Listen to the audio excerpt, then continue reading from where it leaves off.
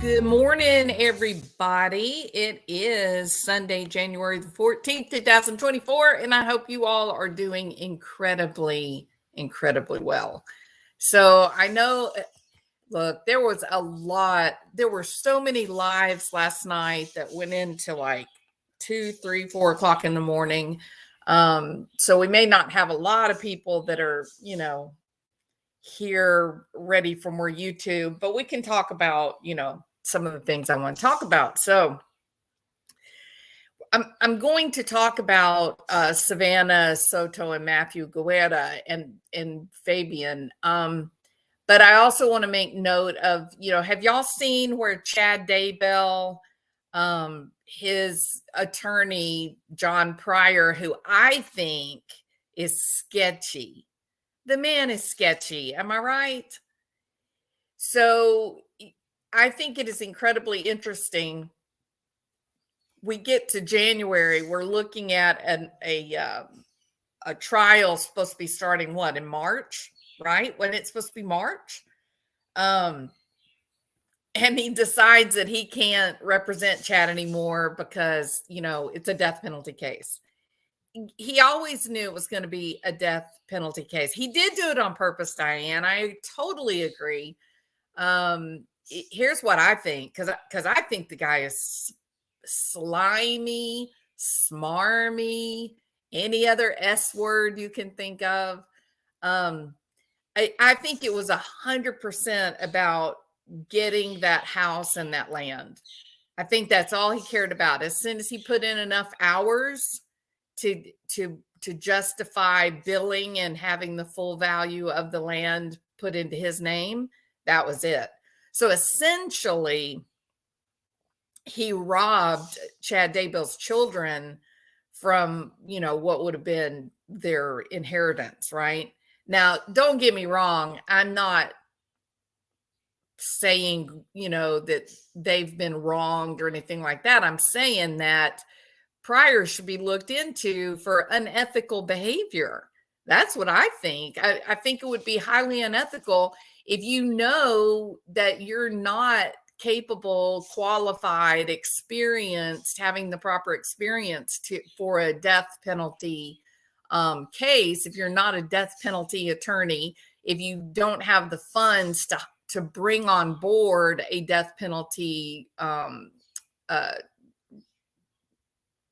what do they call it? Death penalty certified attorney, then don't you have an ethical obligation to back out as soon as possible to allow the defendant time to find the proper attorney and to leave them enough resources to pay for that attorney if they need to, right? Death penalty qualified. So I kept thinking, I know he's not death penalty qualified. So why is he still the single attorney of record? I honestly kept thinking that they had a second, attorney that was coming on board. But I really think it was all just a grift.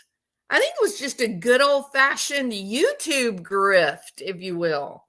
I think it was just, I know what the land and the house is worth, and I know how many hours I need to bill in order to get the full value from him, talking about from Daybell. And I think he stayed long enough to justify taking the whole kit and caboodle. So poor old Chatty Waddy, the big Chadster, he got screwed over, and there's something satisfying about that, correct? But I do think it is. I do feel like it feels like it was unethical. I'm not an attorney. I don't know what their ethics code is or anything like that, but it feels a little bit, it feels bad, right? So there's a reason attorneys get bad reputations, right? It's like, what do you call 3 attorneys at the bottom of the ocean? And the punchline is, a good start. So a lot of people hate attorneys because they manipulate and do things underhanded and sneaky. And, they really shouldn't. They should really be above board and just follow the law. So anyway, so we have that. So now there'll be no Daybell trial. Yeah, it's a good start, voice. um, so there, at this point now we're back to square one with Daybell. Good morning, Mace. We're back to square one and with the Daybell case. So, we're back on hold for that trial. So on the other hand, Lori Vallows is moving forward in Arizona. So that's a good thing. So I want to get to a curious reality in this, the murder of Fabian Soto Guerra. So, I think that you can say that Savannah and Matthew were young and that they were children. You can say all that. The truth of the matter is, if you are making excuses based on their age at this point, now that we know more about what was happening, you yourself may be involved in a lifestyle that you're trying to justify a little bit, because this kid, Matthew, he's showing guns. He's got a machine gun. He's, that things were bad. And there were people who said that he was stealing from other drug dealers, that they have nicknames like a lick. But he's one of these guys, very much like the guy in the Adelson case. He primarily was getting his wealth and whatnot from ripping off other gangbangers. And so obviously that's a fairly dangerous way to live your life, right? You're not just worried about the cops rolling up on you. You're sitting around in a town the size of San Antonio, making one enemy after another. And these enemies are scary people. I mean, these are the kind of enemies that you never want to make. And he seems to be wantonly, willingly making these enemies. And presumably because he has dreams to do something different. He's trying to get enough money together. And there's always excuses for why they do it. But in the end, he was making these choices to do it as he wished. And we do have video of Savannah, or not video, but photographs of Savannah on social media that she, at least at a minimum, she seems to be aware of his dangerous lifestyle. And we also know that she was selling drugs. So the whole thing was just a hornet's nest. It was a viper pit of dangerousness without a question. And maybe had the people they arrested, if those people were obviously involved in this drug culture, gangland wars, maybe it wouldn't be such a perplexing case, right? Maybe the shock, for sure, I would say the fact that Fabian is a week overdue, he's full-grown baby, and he was entitled to live his life. That definitely makes the case horrible no matter what. But I'm not talking about the level of horror of this case. I'm talking about the curiosity, the mystery of the case. The mystery of this case is really off the hook, right? So part of that mystery, I think, is that you do have these young kids that unfortunately they became, involved in this underworld of crime and gang-like activity early in their lives. That is horrible. That's terrible. It's so much lost potential. I think for sure both of them, there's reason to believe they were both very intelligent. They could have each had a really great career doing a real profession instead of this kind of Hollywood-like, yeah, I don't know. I'm really disappointed in our culture right now with what we've chosen to hold up as being wonderful and great. But nevertheless, one of the things that makes it so just curious is the people that were arrested for this don't seem to have these connections. They don't seem to be living a dangerous lifestyle. Now, I did make a video not long ago, a couple days ago, and I said it was Wild Speculation Friday. I was very clear that it was a Wild Speculation Friday and that I didn't know what the hell I was talking about. Okay. So just putting that out there.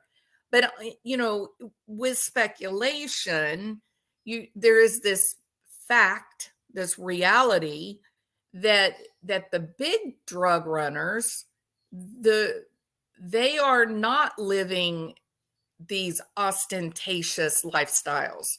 They are not taking pictures of themselves with firearms and putting it up on social media with stacks of cash. They are not doing that. The big guys, the ones that are getting very wealthy, they're in the shadows or in the government. So they're hiding. They don't want anyone. They don't want to attract the attention of the small drug dealers. They don't want to attract the attention of other drug dealers. They don't want to attract the attention of the cops, lest there be dirty cops that get involved. They don't like that attention. They want to stay hidden, right? So I'm not going to tell who the person was, but I came to know firsthand, my own two eyeballs. I came to know of a family in our small town. This was parish wide. I came to know of this family. It was really strange and innocent. Everybody knew who the small people were that were selling like little dime bags of marijuana or whatnot, right? That was easy to find.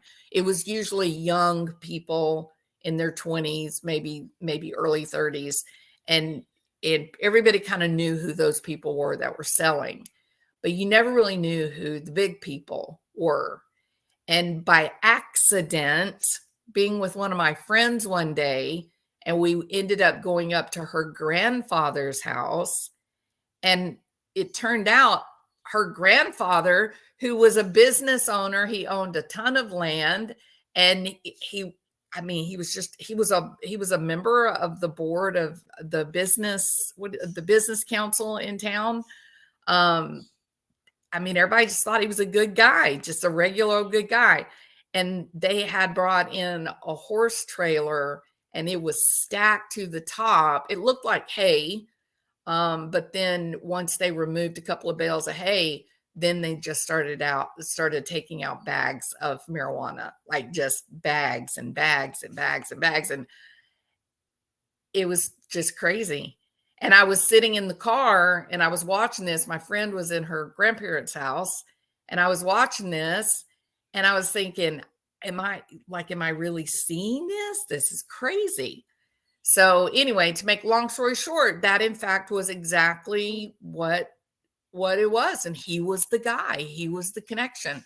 I said something later to the guy that I was going out with at the time, and he was like, yeah, we've known about that and I was like, of course I didn't know, because I didn't do that kind of thing. But,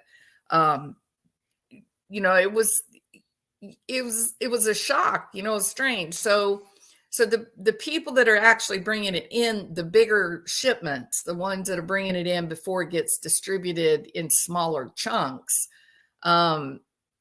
you don't know who it is, but it's certainly not going to be people that you're going to look at and go, oh yeah, he's the guy bringing it in. They don't want the attention of the police, right? So in my Wild Speculation Friday video, we did talk about the possibility, the vague possibility. What if Ramone is the big guy? What if Mirta and Ramone, what if that is actually how they've made all this money, rather than through their heating and air conditioning business? Now, currently this weekend, it has come out. Some people have begun to say that Mirta was in serious financial straits. I don't know if you guys have seen anything like that. Stephanie says, don't think I'm going to be very popular in this chat. Jules, there was another couple killed and left in a car in San Antonio in 2021 or 2022. Wow. So, yeah, so I need to find that information. Their business was a front, no employees other than their son, and no company vehicles. They may have done some work, but it was a cover. There you go, Stephanie. See, Stephanie, you said you weren't going to be popular. I think you have found your family, girl. Okay, you come right on in and sit down beside me. So, yeah. So, hey, Daisy Sunshine, good morning. So I had this speculation on Friday, and I said, what if Mirta and Ramone, what if they are the big guy, right? I don't know that he is the big guy, but I think Chris definitely wanted to be a big guy, and that they all planned this, that it was a family event. So, I'm with Stephanie on this. This is one of many possibilities, right? And that's kind of my role in this conversation. T-Rev is amazing. He's doing a great job at night covering these details and whatnot. Allegedly, with Brittany has had some really good shows on this. So my point, I'm not just going to get up here and rehash everything that they've said because they're doing awesome. I want to go a little bit further and do this whole speculation thing. What are the various possibilities? Like, what are the possible outcomes here? Because I think even the police would agree they don't know what happened. There are some very curious realities related to this case that make it so difficult to say, how do we go forward here? I mean, it is clear beyond a shadow of a doubt that they manipulated these bodies. No question about it. The charges for Ramone and for Mirta are on point. I'm good with those charges. You have Christopher. Now, stay with me. Don't get frustrated and leave, because Christopher admitted, don't forget this, Christopher has admitted that he shot Savannah, and then through his what do we want to call it? His James Bond 007 Jack Reacher movements was able to, take Matthew's hand holding Matthew's gun and manipulate it around and shoot Savannah, and then turn the gun on Matthew and kill Matthew the whole time while he's just sitting innocently in the back seat being very movie star awesome.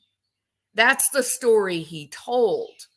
The story he told was, yeah, I was there and things got crazy. And so Matthew pulled his gun on me and I took it and I was fighting with him with the gun and it shot Savannah. And then he was shocked and he looked at Savannah and then he tried to shoot me again. And so then I had to turn it on him and shoot him. That's the story he told. So like it or not, no matter what side of the fence or conversation that you're in, with this case, don't forget, Christopher has admitted to not only being there, but killing them. Right? And one more point to this is that the gunshot wounds were such that his story is just unlikely, because they were nearly point blank. Well, Matthew's was point blank and Savannah's was close range, correct? So Wake Up says, oh, Christopher's a bad liar. Yeah, I mean, somewhere there's lies. While the guy admits that he is the one that killed them, his story is so incredibly laughable, right? It just did, like, it didn't happen that way for a lot of different reasons, but that's a different video.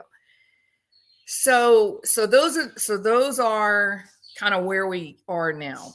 So when, every single day I start my day by looking for new news articles for these cases that I'm interested in. And we've gotten to a place now with Savannah and Fabian and Matthew. We've gotten to a place now that there are not really, there's not really any new reporting happening right now. Okay.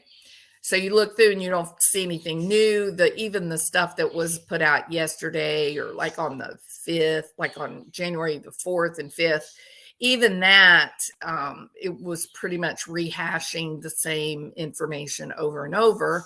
The communications that we're getting on social media, like YouTube shows and whatnot, a lot of that is gossip and information being picked up from social media. So we're kind of in a holding pattern, I think, for right now. But I'm going to look into this information about a couple being shot in the car in either 2021 or 2022. Want to look into that. There's another situation that I'm trying to get information about. I did file a FOIA request. There was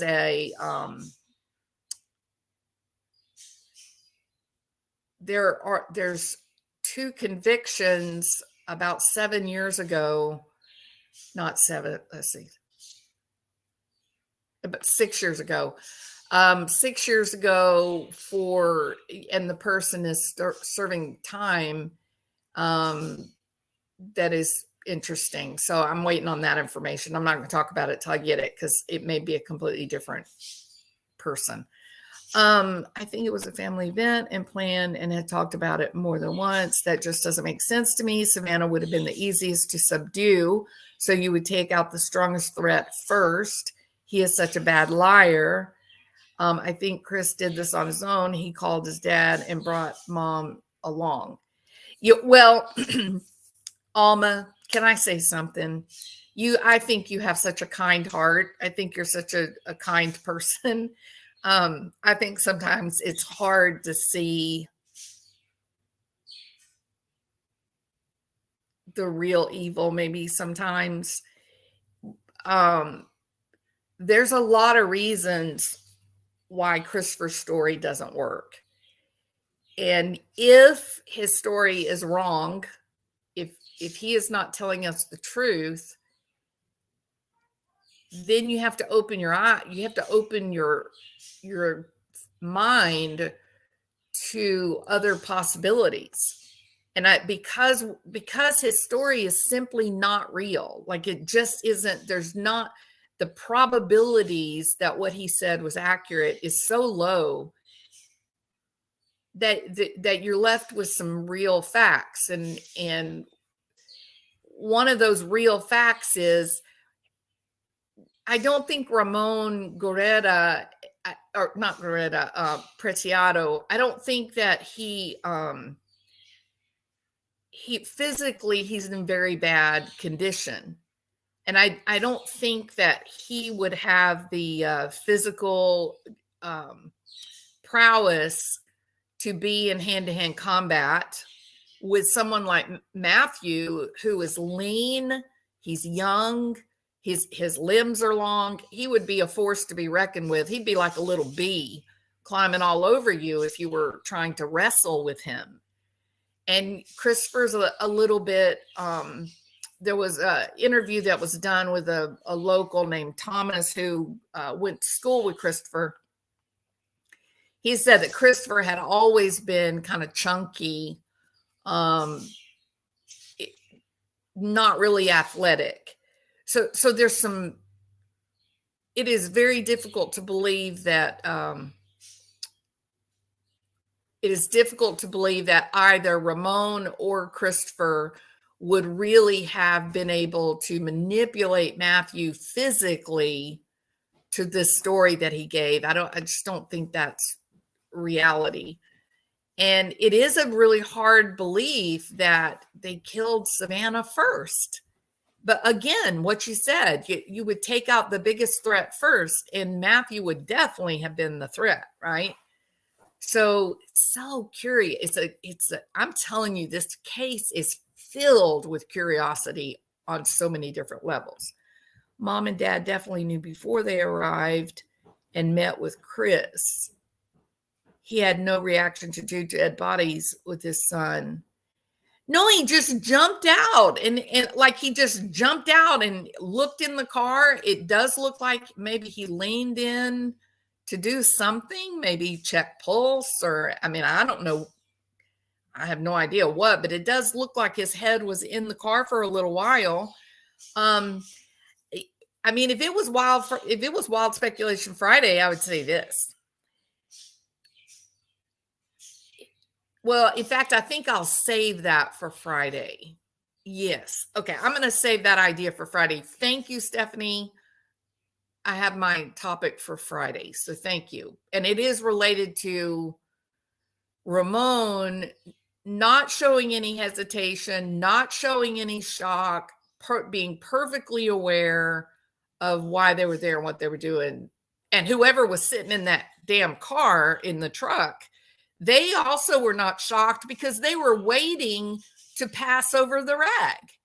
Almost like they said, here, wipe your fingerprints off. Correct? So no, I'm with Stephanie here. They definitely were not in shock. Definitely. Now then, to the point. So I look every day at the news and I look for new information. I look for new reporting, right? I think maybe to conceal her body from people walking past the car, but I'm not sure about that.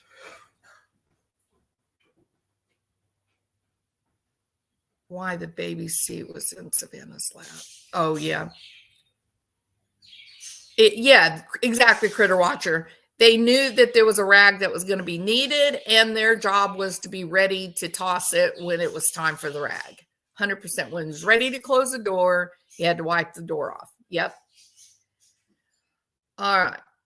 Alma, I know you can't see the shock in the grainy footage, but you can definitely see the body language. And when he came out of the truck, he was headed for the car. There was no hesitation. No, he was a man on a mission. He knew why he was there. Speculation only. Could Matthew and Savannah owe Chris' parents money? Yes, Deborah, absolutely. So I'm a bit curious about this rumor that has started that Mirta had a lot of debt, that she was in trouble financially.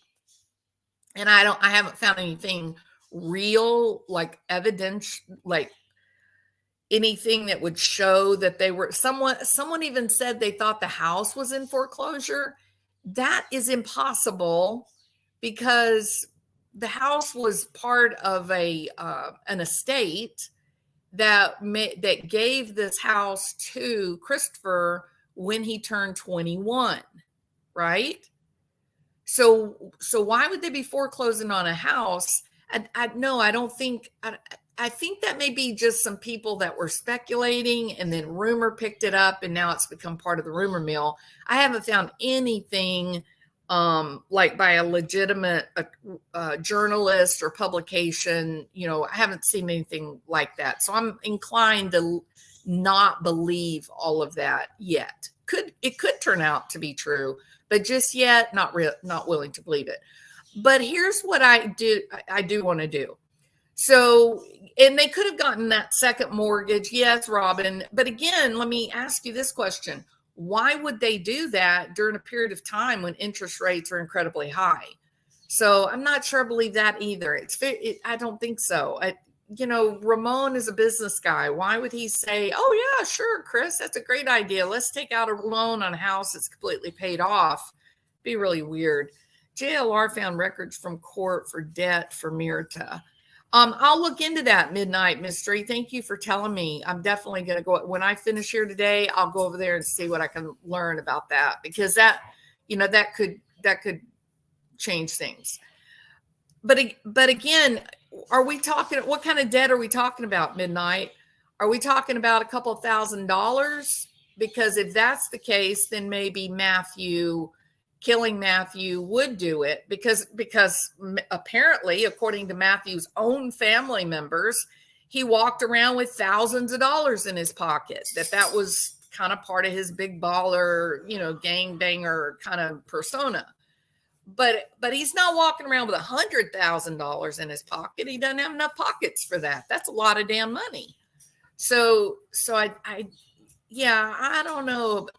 Let me look and see what JLR found, because I don't have that knowledge at all. Like, I know nothing about it. So I'll come back to it.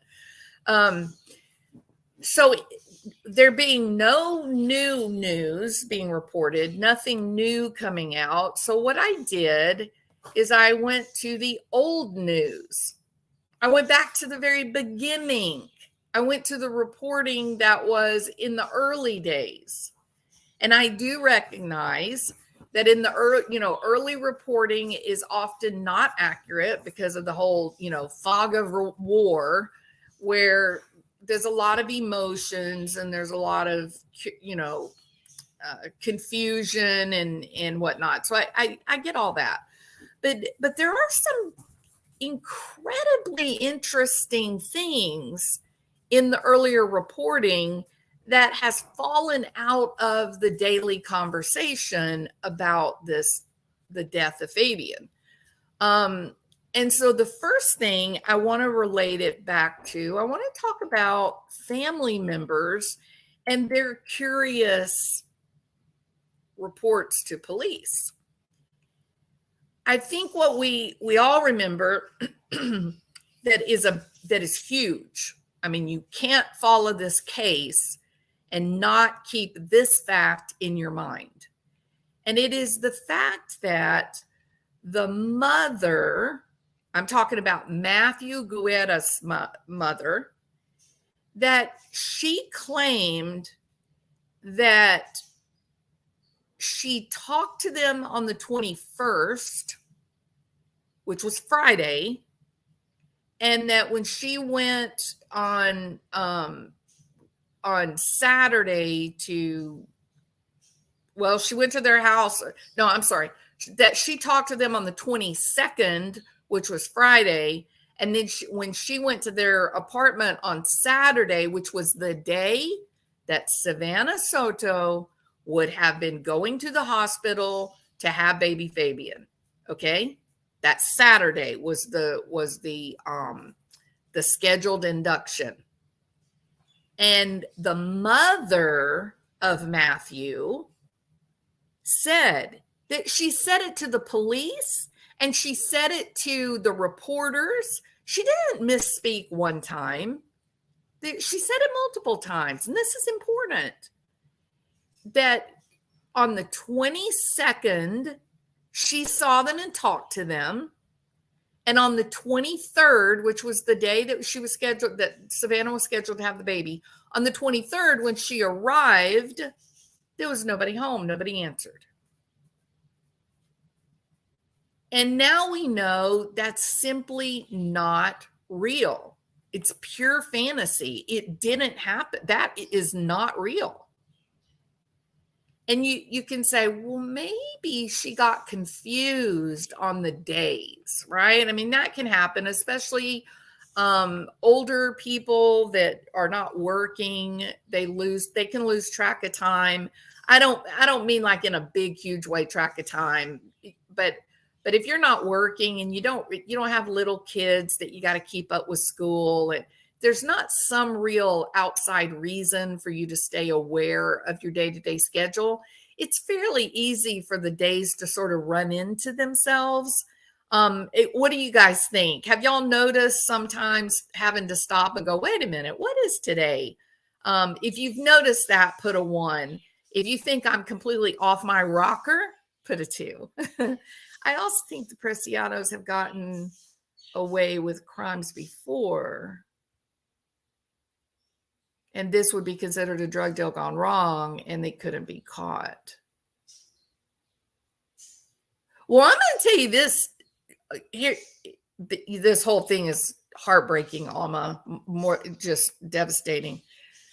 Okay, so we've got, see, there's people, if you're a little bit older, you're not a young parent, you don't have kids in school, you're not having a job you're having to report to every day, it is very easy to sort of lose track, not because you're having neurological breakdown, but just because you don't have any reason to remember. Who cares? You don't have anywhere you're supposed to be. You're not accountable. So you just don't really think much about it, right? So that's different than someone who, they don't show up to work one day because they think it's Saturday. That is something neurological. That is something quite out of the expected ordinary. But I do think if you're older, you don't have this outside constraints that would keep you focused on a calendar. Sure, it's very easy to lose track of days. So in the interest of Matthew's mom, her saying that she talked to him on the 22nd, and then when she got there on the 23rd, nobody answered the door. If she uses the dates, because the newspaper, the Mirror, they're reporting the date. They're saying the 22nd, the 23rd. But if that's the case, then that's really disturbing. But if she said, well, I think it was like Friday, and then when I went on Saturday, they weren't there, I could kind of get that. However, in this situation, I'm not inclined to really believe that. And here's the reason why. Because this is her grandchild who is about to be born. This baby is more than a week overdue. Now, those of you that are grandparents, I want you to look back at when your child, that their baby was about to be born. Would you be confused on what day they were supposed to go to the hospital? Or do you have that date nailed down in your brain? Are you organizing your whole week around that date? Correct? Like, that's a big damn deal. That's not making sure that you study your spelling words for Friday's spelling test. This is the birth of your grandchild. Your own child is going to be either in the hospital as a patient or at the hospital helping their wife. And it's a huge deal. Like, this is an enormous event. Enormous event. So with that in mind, are you really sure that she got Thursday, Friday, Saturday confused?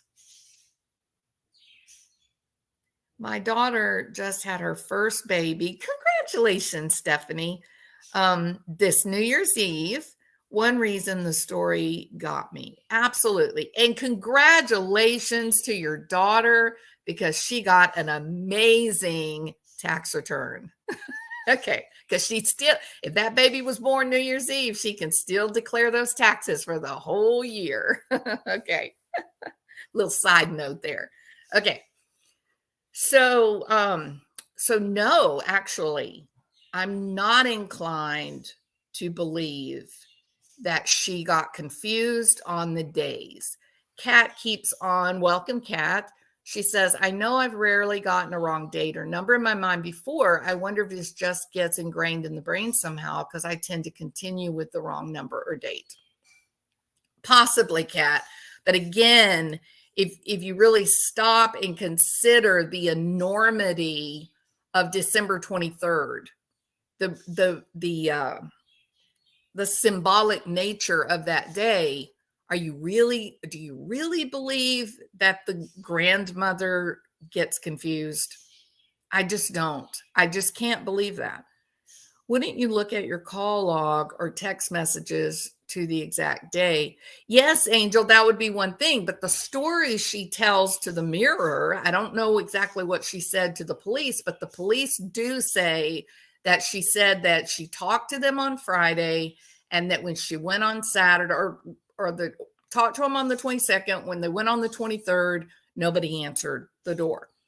The Mirror reported multiple times and, about this interview or statement by the grandmother, Fabian's grandmother, that she talked to them. Like she laid eyes, pardon me, she laid eyes on them on Friday, which was the 22nd. And then the baby, Savannah, would have gone to the hospital that morning, not being able to eat anything after midnight. She would have been restricted on food. This is a big deal, y'all. It's a big deal. So her story simply just isn't believable.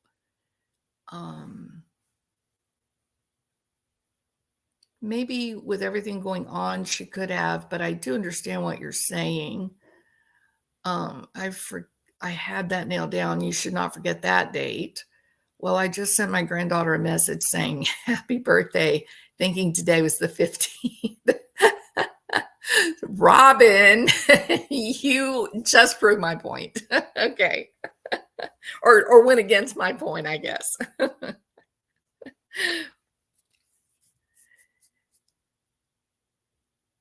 But why would she lie? Well, yeah, and that's what we don't know, right, Alma? That let me give you an alternate possibility too. I mean, it sounds quite nefarious and it sounds like, ominous and don't, the grandma lied, right? I mean, it makes it sound kind of scary.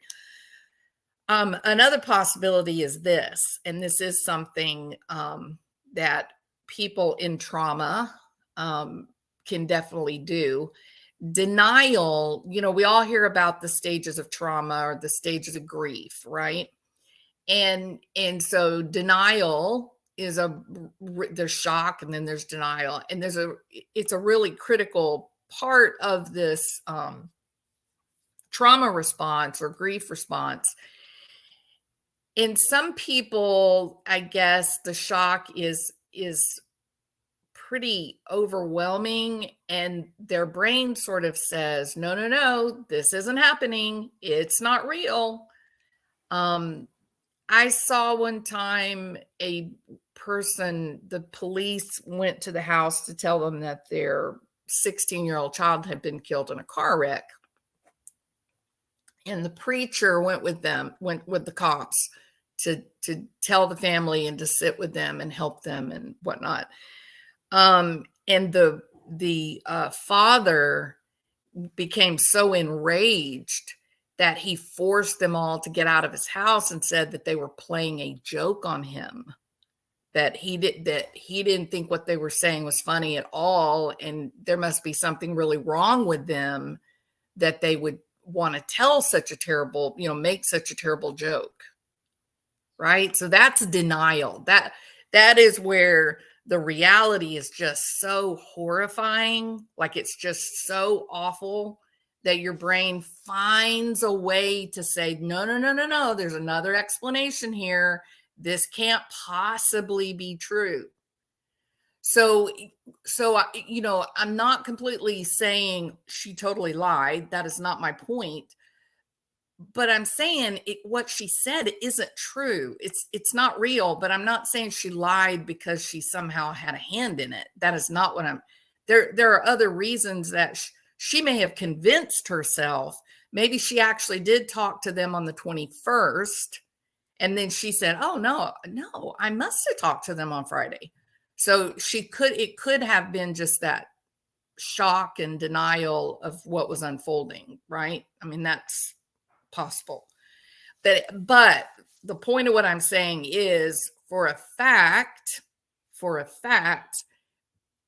she did not see them on the 22nd, because there is video that shows that on the night of 21st, they were gone. That is carved in stone. So, so it's curious that family members of Matthew that was one example from the old reporting. That was one example of the family saying something that was categorically untrue, not a fact. There were some other things that were said that were categorically untrue. But then there were some things that were said that were just kind of like, what? Like, what? Scooby-Doo, right?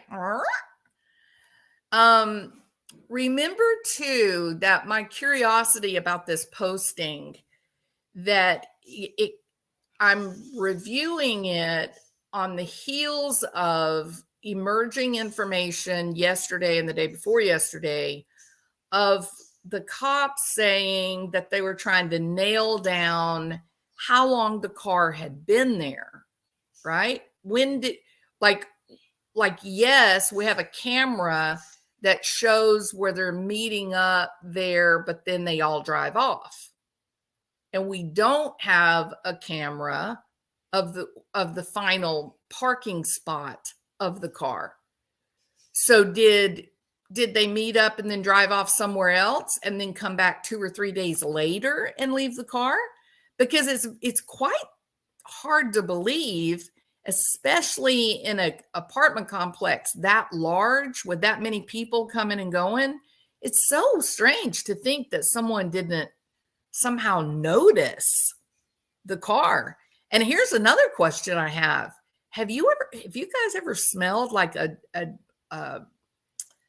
let's say like a dog that had died and you couldn't find it? Or one time we had like this old little like frame built house, and a rat had crawled up like under the house and died. Oh my God, you guys, the smell, it ran us out of our house. I had one child at the time. My husband was offshore working.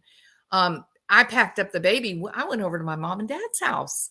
I was over there for a week and a half. The smell, you couldn't stand the smell. And this was one teeny tiny little rodent. This was not a full, huge body. This was a little, small little creature, right? Well, I mean, it was a rat. It wasn't a mouse. It was probably, maybe 14, 15 inches long. I'm talking about from nose to tail.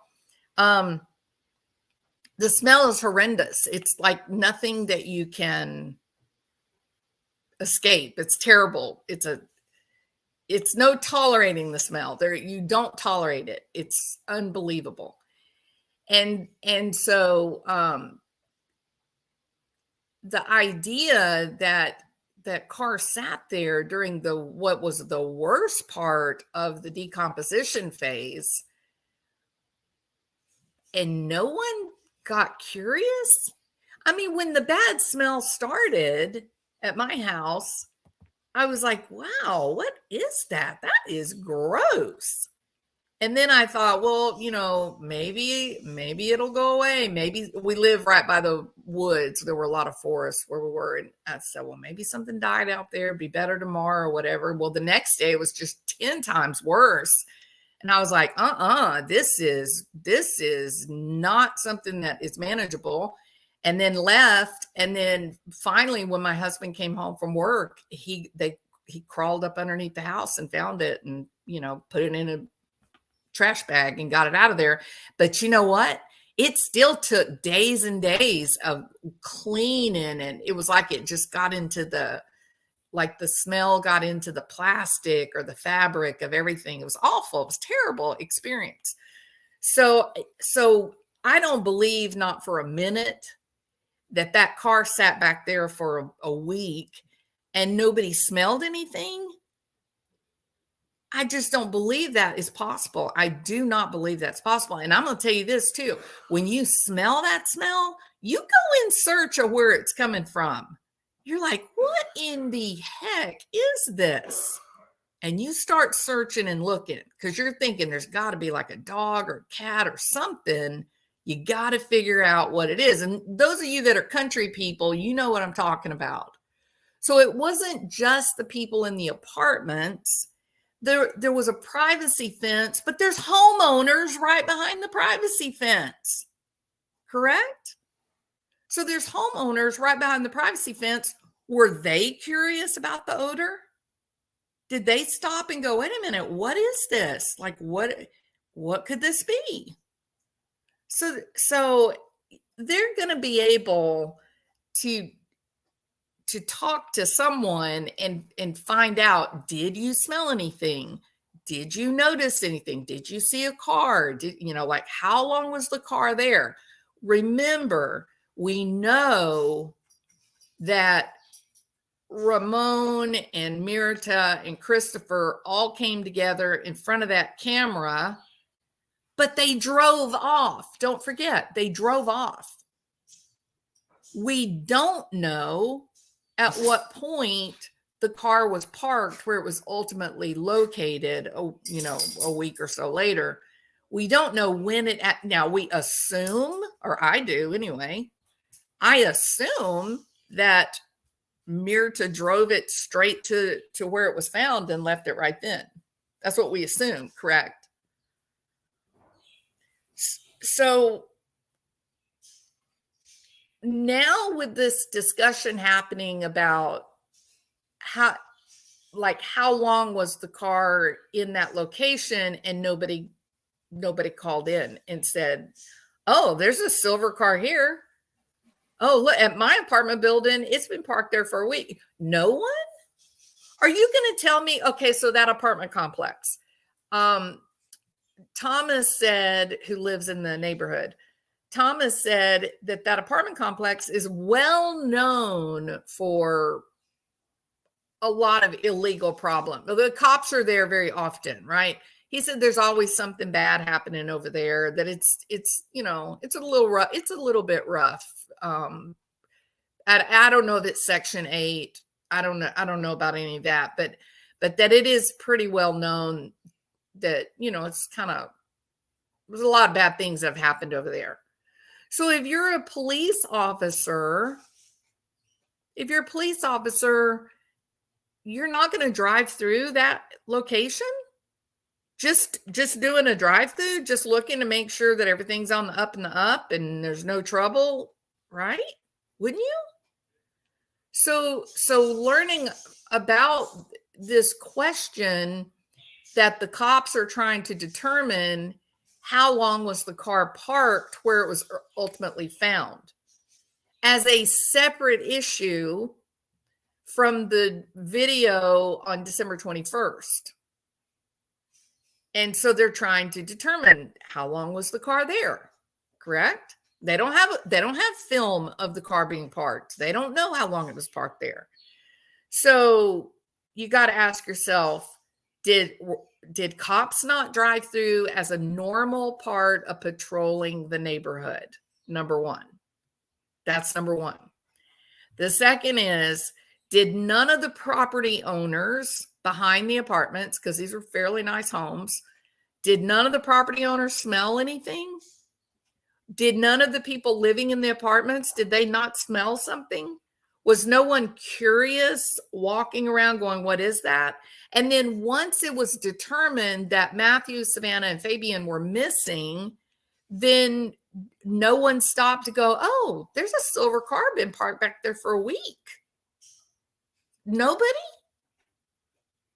So very strange, correct? Again, I want to remind everyone, welcome you guys that have just come in. I want to remind you, I started my day off looking for news articles, new information related to Fabian, Soto, Guerra, Savannah, and Matthew. So I started my day. There was nothing new, not a single new article. So what I did instead was I went back to the very beginning of this terrible nightmare. And that has arrived now at this point that I'm making, looking at reporting that was done in the early days and how it compares with what we actually know right now. Okay. And it's a little worrisome, because it seems that Matthew's family had some trouble telling the truth. Now, were they knowingly lying, or was it a part of denial in shock and grief? Or was it just accidental slip of the tongue, oversight? We don't know, but it's very interesting. So definitely a grandmother who knows that her grandchild will be born on the 23rd after already being over a week late for being born, gets Friday and Saturday mixed up. I don't think so. So why did she say she saw them on Friday when that is categorically impossible? Okay, that's number one. There was a post that was put out by Karen Hernandez, and it said, if anyone knows my son, Matthew Guerrero, he and his pregnant girlfriend are missing. I know my son, and he would not do anything to hurt her. She is due to have the baby. Her things were left behind that she had packed for the hospital, including her purse. The neighbors said they heard Savannah screaming for help. And the next morning they said they saw them get into a Cadillac. Who remembers that? Unbelievable, isn't it? Because it's so dramatically different than anything that we've heard related to Ramone and Christopher and Mirta Preciado. It's so different. And I know Mirta's last name is not Preciado. I know. So we also know that Savannah put Christopher Preciado's address, Ramone's address into her phone. That she and Matthew were intentionally, apparently, going to their house, right? Isn't that true? So what in the hell is this crazy story? What is this? I know my son, and he would not do anything to hurt Savannah. She is due to have the baby. Her things were left behind, talking about packing her hospital bag, including her purse.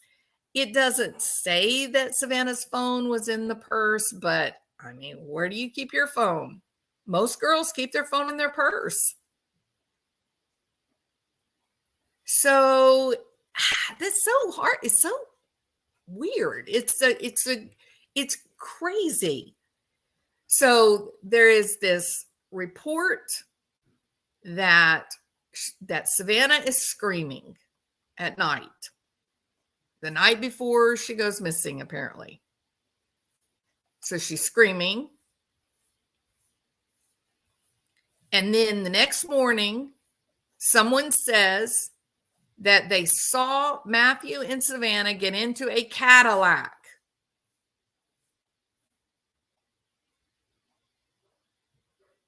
And then she said, Matthew's phone says that the caller is unavailable. So ostentatiously, I guess they're saying that the phone was turned off, perhaps. Okay. So let's stay with that. Let's say, I mean, we don't have any reason to believe this woman is just going to lie for the sake of telling a lie. That's silly.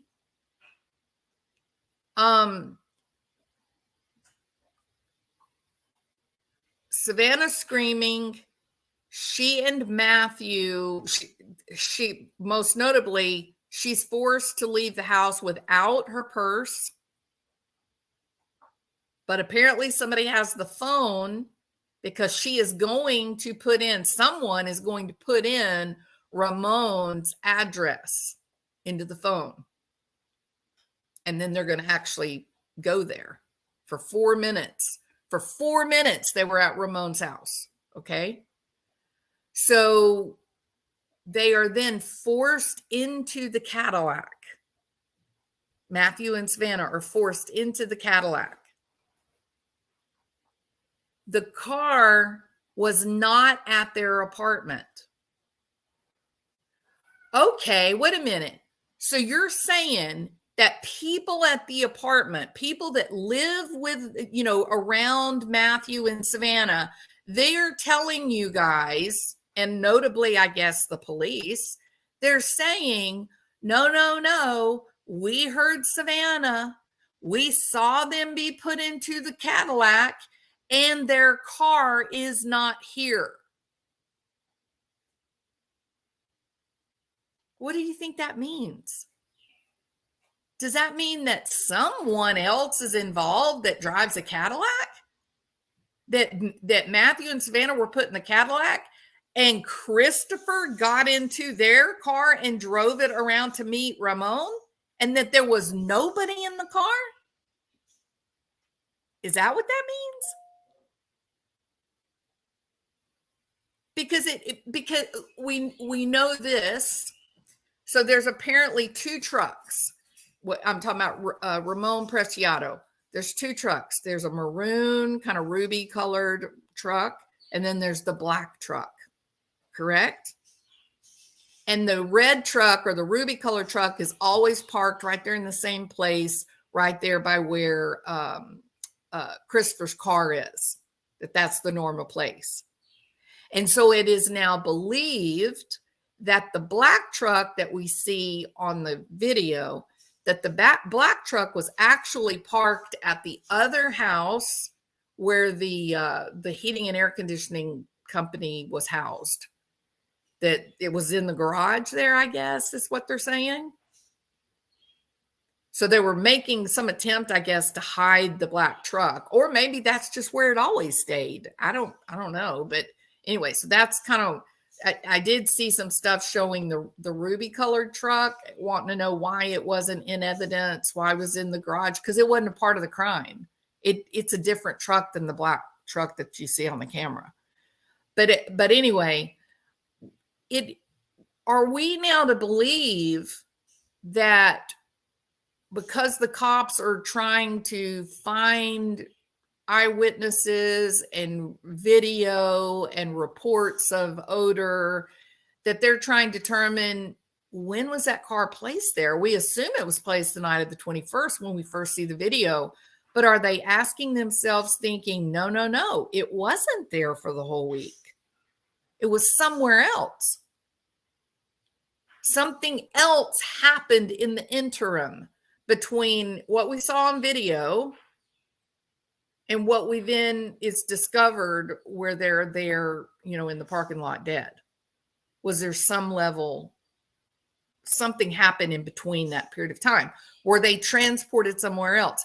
Did they go somewhere else? And I will remind you that the cousin, here's another inconsistency. The newspaper said specifically that the doors were locked, that they were in the car and the doors were locked, correct? That was very clearly written in the article, doors locked. Well, then why do you have a cousin of Matthew's saying that she opened the car door? That when she opened the car door, that Matthew was in the back, and that he did not have his pants on, and that he had been mutilated. And in fact, let's see, hold on, just give me one little second here. I've also got something else to show you. I got stuff open here that I don't want to kill. Hold on just a second.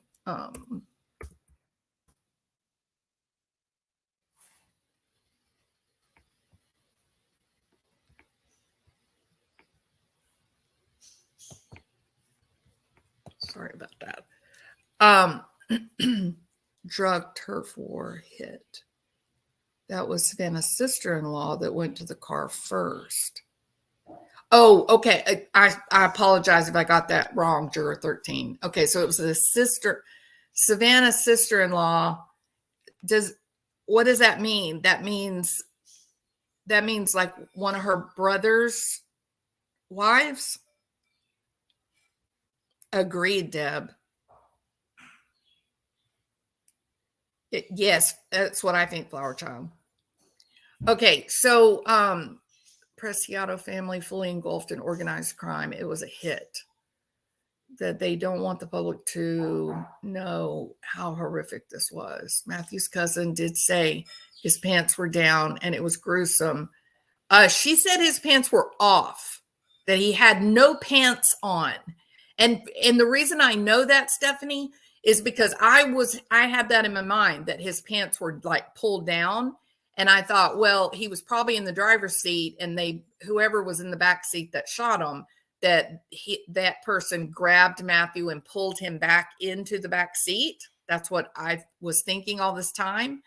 And then when I found the clip of the sister-in-law saying that, he had been mutilated, I then went into it, and she says, no, his pants were not pulled down. He was not wearing pants. The older brother's wife. Okay, thank you, Juror 13. Yes, fractured fairy tales. I'm going back to the beginning of the case, what was reported at the beginning of the case before the Preciados were arrested and all that. Agreed, Stephanie. I just assumed he was sagging and, pulling him into the back seat would have been enough to pull the pants down. I didn't think anything was nefarious about the pants being down. I thought it was just pulling him, in the back seat. But that is not what the girl being interviewed said. She said she opened the door, she looked in, Matthew's in the back, he is not wearing pants, and he had been mutilated. So yesterday and the day before yesterday, this information came out that the cops were trying to nail down how long the car had been there in the parking lot, right? And I thought, what do you mean how long it's been there in the parking lot? What the hell are you talking about? We saw the video. It was on the 21st. And then a light bulb went off in my mind, and I said, well, wait a minute. We have video where they stopped and talked, but we do not have video about where they parked.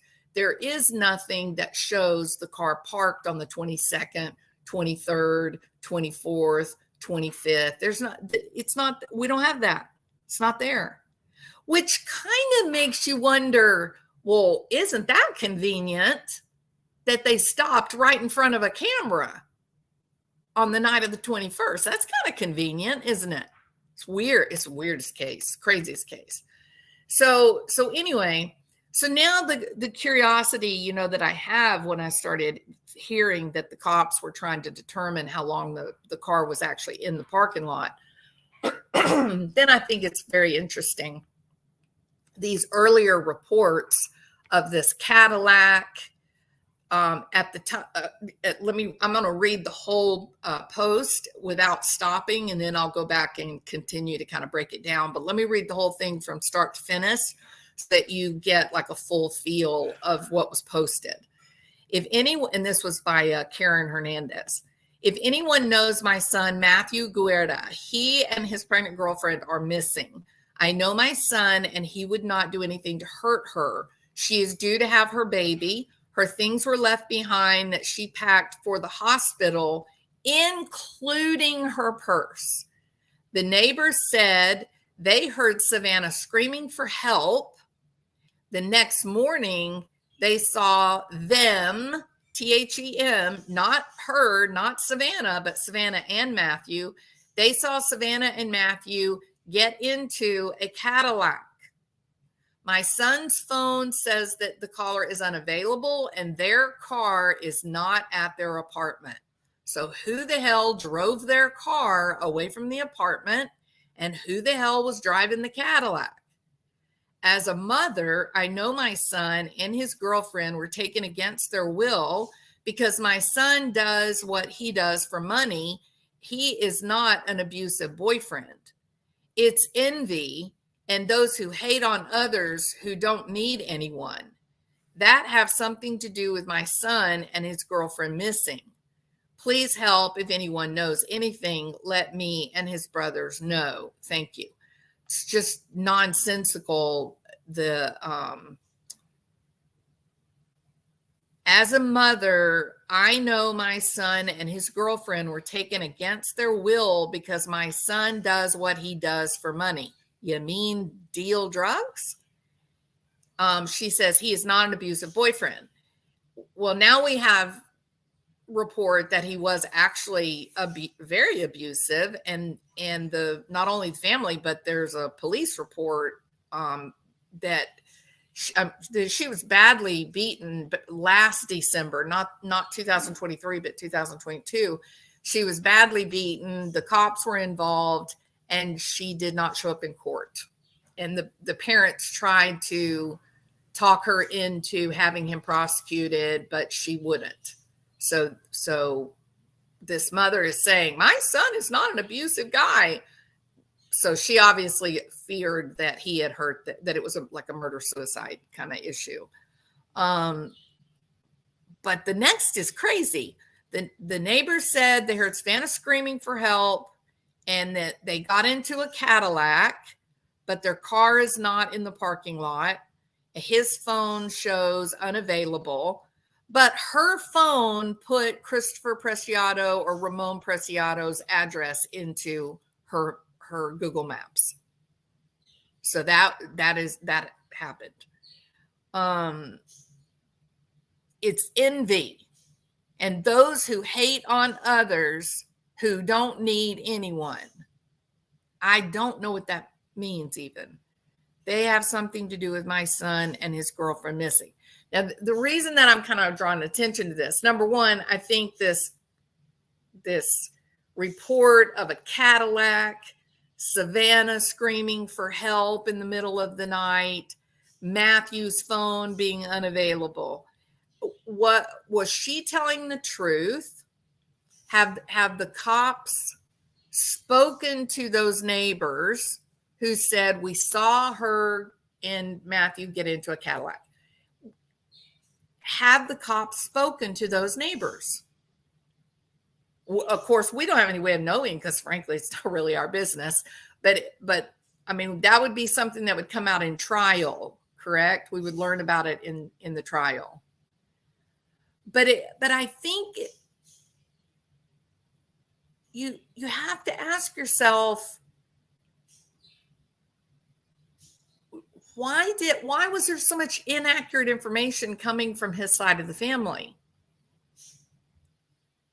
Why was there so much inaccurate information in general?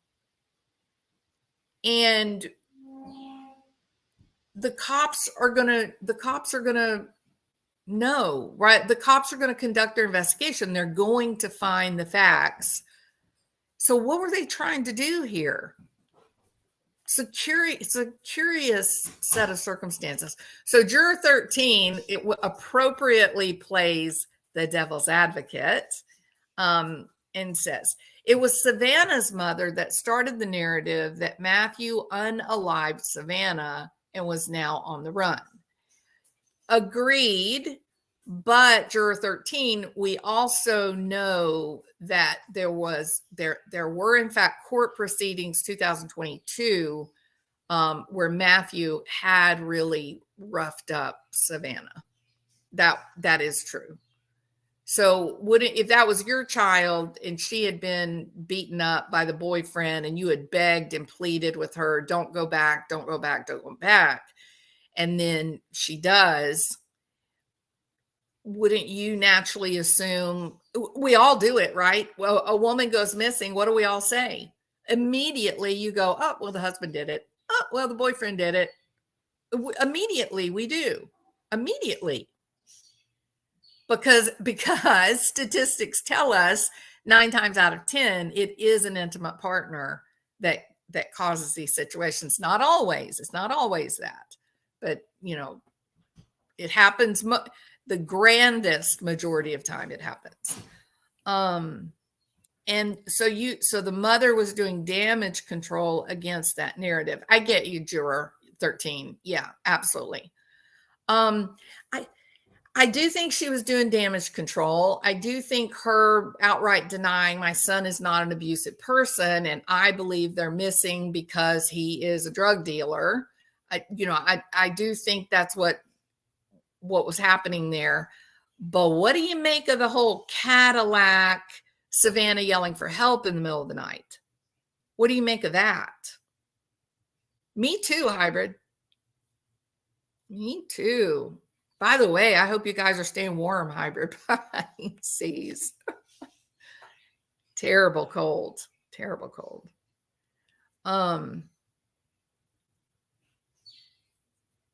The neighbors know much more than we are hearing. People in those areas turn a blind eye to survive.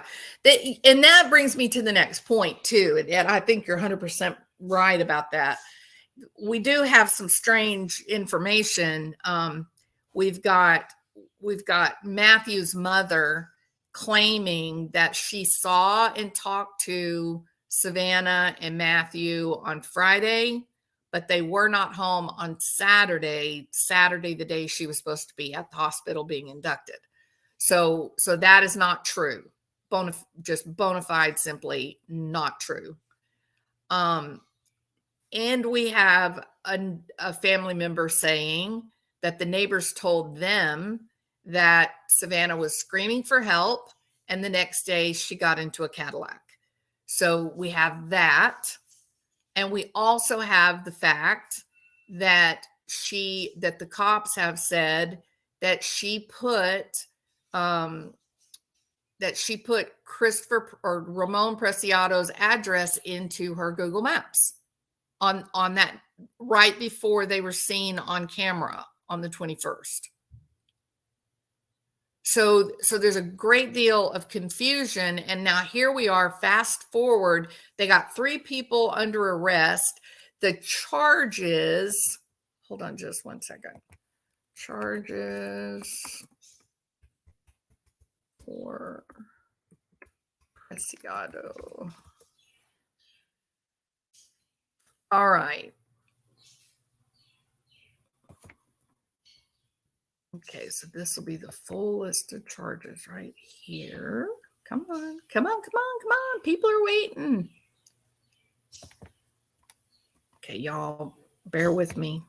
Silly computers are wonderful, aren't they? All right.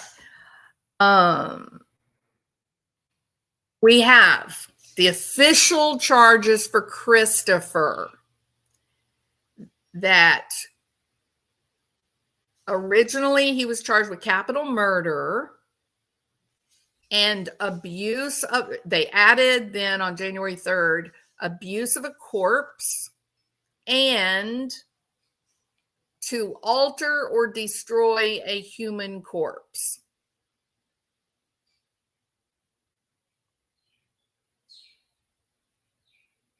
Abuse of a corpse and then alter or destroy a corpse.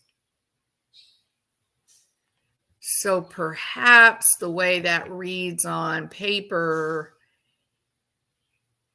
is that abuse of a corpse.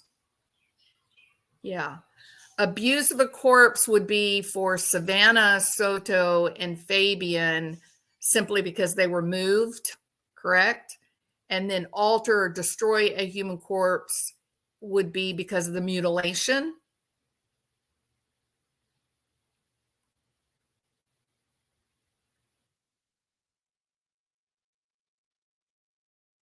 Maybe that's how that reads. And then I believe, if I remember correctly, let me verify because I hate to say something because you guys are unforgiving when someone gives the wrong information. I don't mean y'all are mean. Y'all are awesome because you correct. You correct me when I say the wrong thing. Mirta Romanos' charges. Let's make sure we're very exact here. So for Mirta, her exact charges are the abuse of a corpse. All 3 got abuse of a corpse. Tampering with evidence and altering, destroying, or concealing a human corpse. So that has to be what that is. Damn, that is brutal. Okay, so here's what I'm talking about. This is what I'm thinking. So we got the earlier report that Matthew was mutilated, correct? And look, alter is for leaving the body to decompose. Okay, so early reports, we had this report that the cousin or sister-in-law opened the car door, looked in, and Matthew's in the back seat. He has no pants on and he is mutilated. Okay. I'm not going to go into details. So you have three, well, I guess they're charging for Savannah and Matthew, but I think they should be charging for Fabian too. My personal opinion. So the charges are a little bit different and they seem a little bit redundant. So it almost seems like the way that these people are charged, it almost seems like maybe Matthew was in fact mutilated. So the reason that I bring this up, not to be gross and grody, and those of you that have been on my channel a long time, y'all know I do not do the gory details. That is not this. That's you are in the wrong channel if you're wanting the gory details, because I don't do that. But the reason that I'm bringing it up today is this.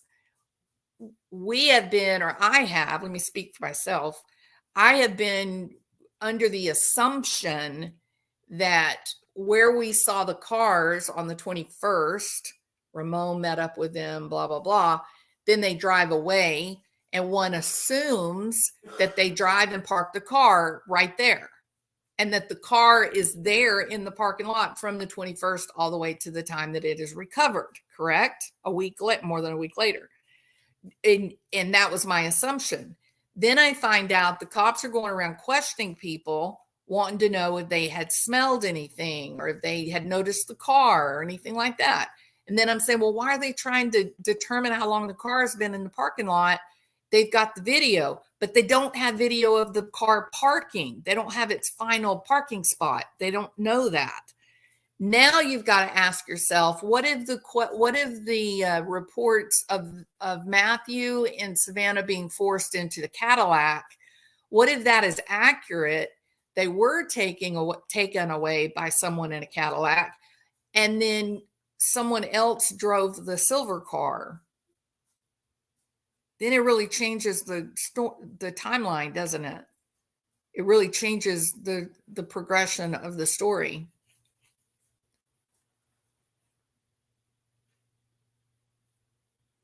And then,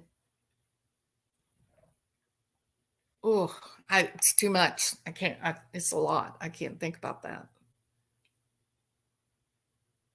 What do y'all think of that? Let me read some comments. Hey, Lori, how are you doing?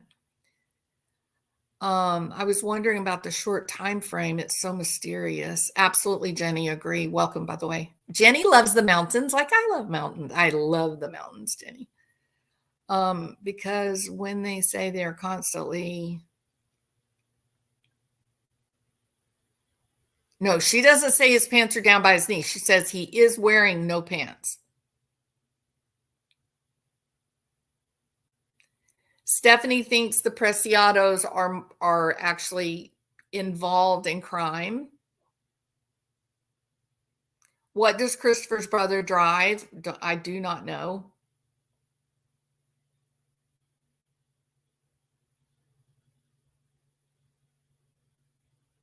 The truck was found at the house where the heating and air conditioning company is located.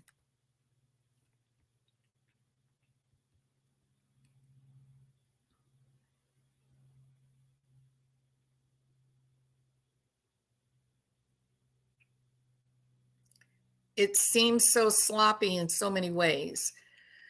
Cameras, phone, evidence, definitely not a sophisticated hit, which is confusing. Absolutely hybrid. It is really crazy. Lori Staggs, thank you so much. I appreciate you becoming a new member. Thank you so much. His came down from being dragged into the car. I'm sure his pockets were emptied. That was what I thought, not so much dragging him into the car, but dragging him from the front seat through the middle seats into the back seat. That's what my thought has been all along, is that he was sitting in the driver's seat when he was shot, and then he was dragged into the back seat, which would have pulled his pants down, right, around his ankles. But when you go back and listen to the original interview and you read the original reporting from, mainstream media sources, she clearly says he is not wearing pants. Like, she says it point blank. I mean, it's not an iffy thing. She says he has no pants on and he has been mutilated.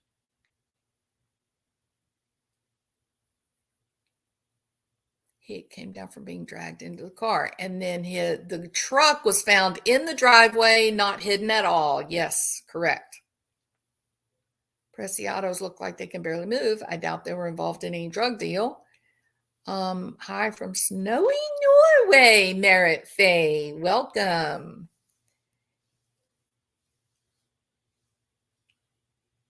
Yes. So juror 13 says, but what about the blood transfer that is outside of the car? There's some blood smears outside of the car. Yes, agreed. But when you read, if you're the guy sitting in the back seat, you've just, killed these two people and you've got to drive this car somewhere. So when you reach up and you take Matthew under his arms to pull him into the back seat, you're basically going to pull him. He's going to end up on top of you, right? In such a small little car. So when you pull and drag him into the back seat, now you got to push him off of you so that you can then crawl over into the front seat. And part of me wonders if the door was open, like maybe Matthew was trying to get out or Savannah was trying to get out. Not so much Savannah, but I think Matthew was trying to get out to run. So the door was probably open. He probably climbed out. And maybe that is where the blood transfer got smeared on the outside of the car. I don't think anyone has said where the smear was. Like, we don't know on what part of the car this blood was at. So if it's near the door, that would make sense that it was just that transfer blood from Matthew onto Christopher, and then from Christopher as he gets out of the car to reposition into the front seat, that maybe he brushed up against the outside of the car. Maybe.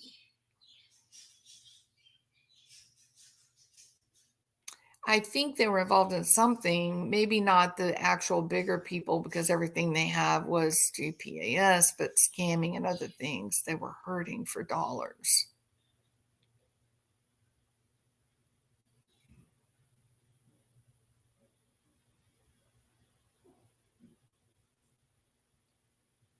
Yeah, the affidavit sounds as if the dad moved a corpse in the alley video. Correct, Alma. Thank you for getting me back on track. I appreciate you.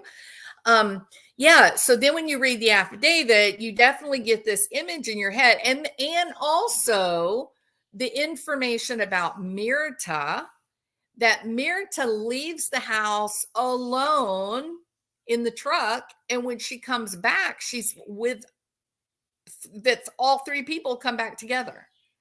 So that is very interesting information, correct? Because you think, well, how's that possible? Where's Christopher and Ramone? And again, I want to point something out. You've only got a 9-minute window between the time they are in front of Ramone's house to the time that they're on the video back behind the apartments. That's not a long period of time to do all this, taking Matthew's pants off, doing the terrible nightmare thing, transferring bodies from one place to another place in an alley. There's something else here, people. There's something else that's definitely going on.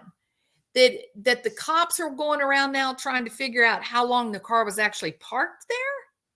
Why? Was the car somewhere else? Do they know that the car wasn't there the whole week? What is happening here? So one of the reasons I wanted to read the individual charges and compare is because they seem to be redundant, but when you take apart, one of those charges is for Savannah and one of those charges is for Matthew. One of them got altered and one of them didn't. So maybe this whole mutilation story is real. That's the first I heard she was alone. When was that? Let me think who said that. Was it oh, I know where it was. If you go back and you listen to the press conference of the day that Mirta was arrested, they do the whole perp walk, you know, and all that. The lady describes it.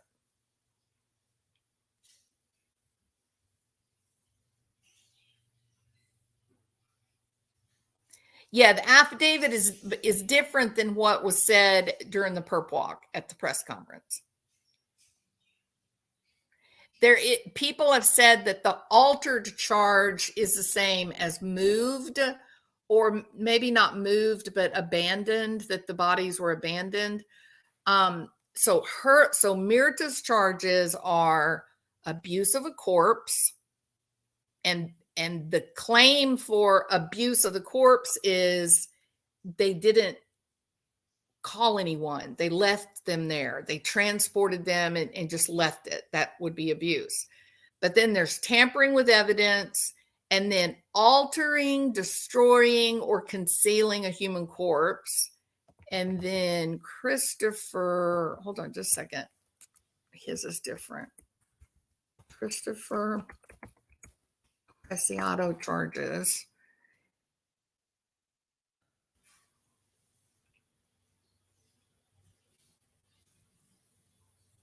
Christopher is charged with abuse of a corpse, altering, destroying, and then his capital murder charge. Not evidence, not messing with the evidence. And then let's see what Ramone's was. They all had a little tiny bit different. Ramone is charged with abuse of a corpse, altering, destroying, or concealing a corpse. So the altering, concealing a human corpse, that's got to be making attempts to hide them, right? Not just leaving them where they are without reporting them, but actually moving them to a new location. Abuse of the corpse. How's that different, y'all? Aren't those redundant charges? Abuse of a corpse. Unless, like you said, moving the corpse, transporting them from one location, like one car to another car in the alley. Don't forget, John J. Kuntz, who is representing Ramone, and Monica Guerrero, who is representing Christopher. These are big deal attorneys, both of them. It is very interesting to me that this family came up with two hotshot attorneys. Okay, so juror 13 says the altering comes in from decomposition. But how can they say that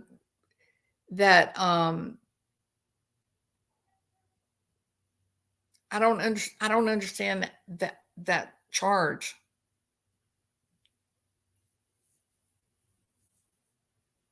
Yeah, Katie Love says, what does abusing a corpse mean?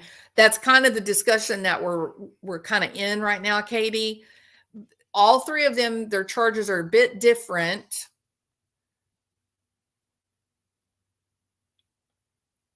Yeah, when you talk about abuse of a corpse, that's different, y'all.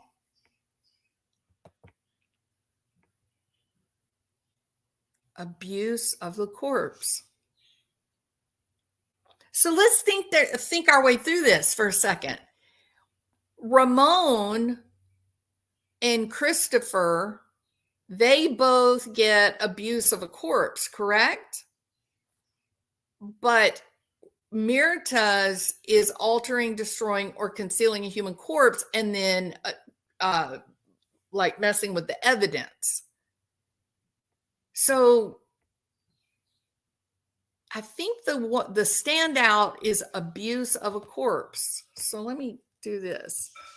Texas law define charge abuse of a corpse.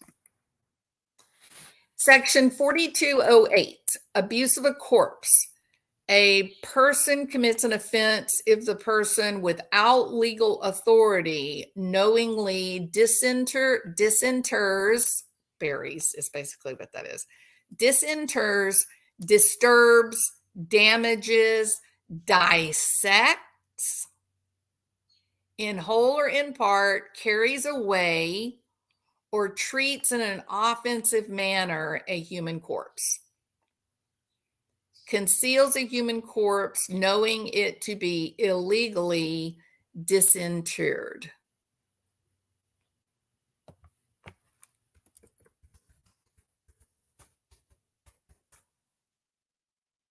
Disinterred means dig up.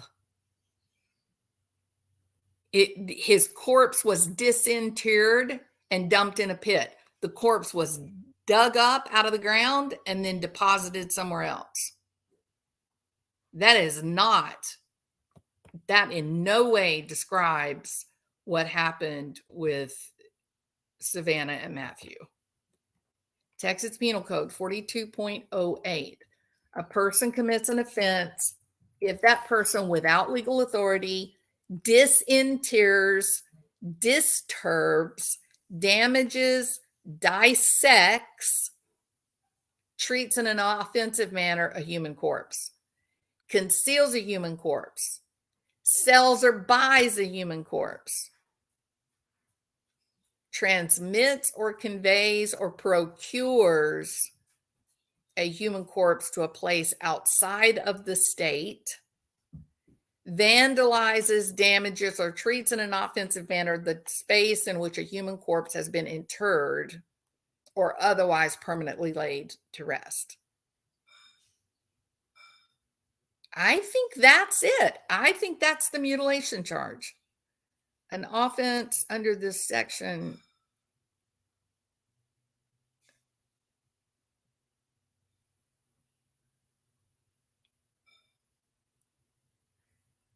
if conduct constituting an offense under this section also constitutes an offense under another section, the actor may be prosecuted under either section or both sections. There you go. Removed, placed in the cemetery in violation, placed in a cemetery. So there was no cemetery involved. There was no burial involved. So it can't be disinterred. Wow, that is crazy. A person commits an offense if the person disinters, which that means digs up a corpse. If the person digs up the corpse, disturbs the burial ground, damages, dissects,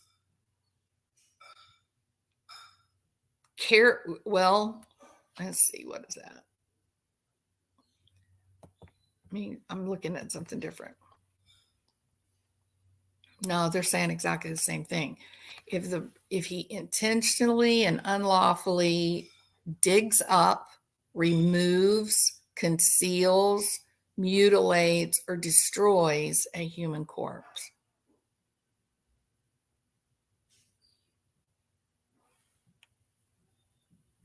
And then what was the other charge?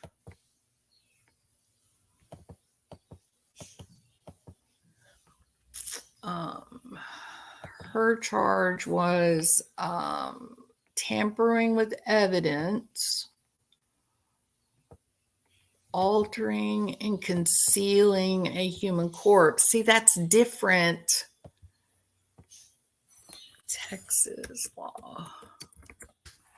That's different than abuse of a corpse. There's a specific, an offense.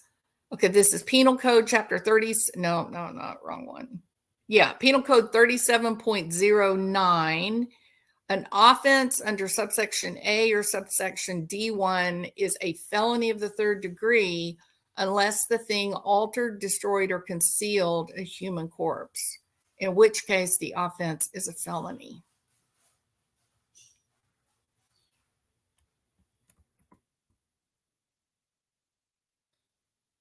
Tampering with evidence. 3709, tampering with or fabricating physical evidence. A person commits an offense that an investigation or official proceeding is pending if he alters, destroys, or conceals a record, a document, a thing with intent to impair its verity, legibility, or availability as evidence, makes, presents, or uses any record, document, or thing with knowledge of its falsity. This section shall not apply if the record, document, or thing concealed is privilege or a work product.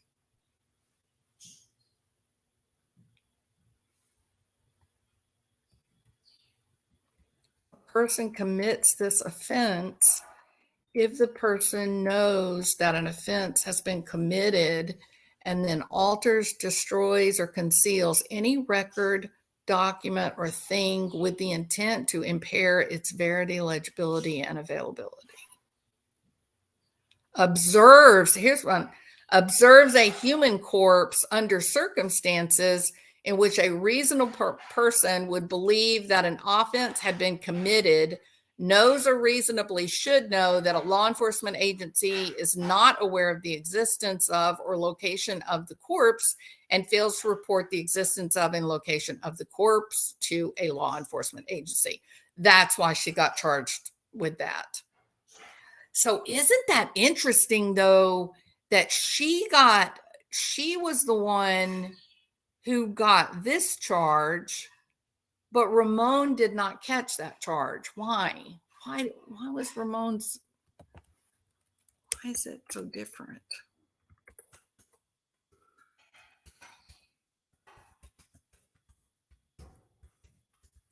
See, there's something in this case that we don't know about, y'all. Abuse of the corpse.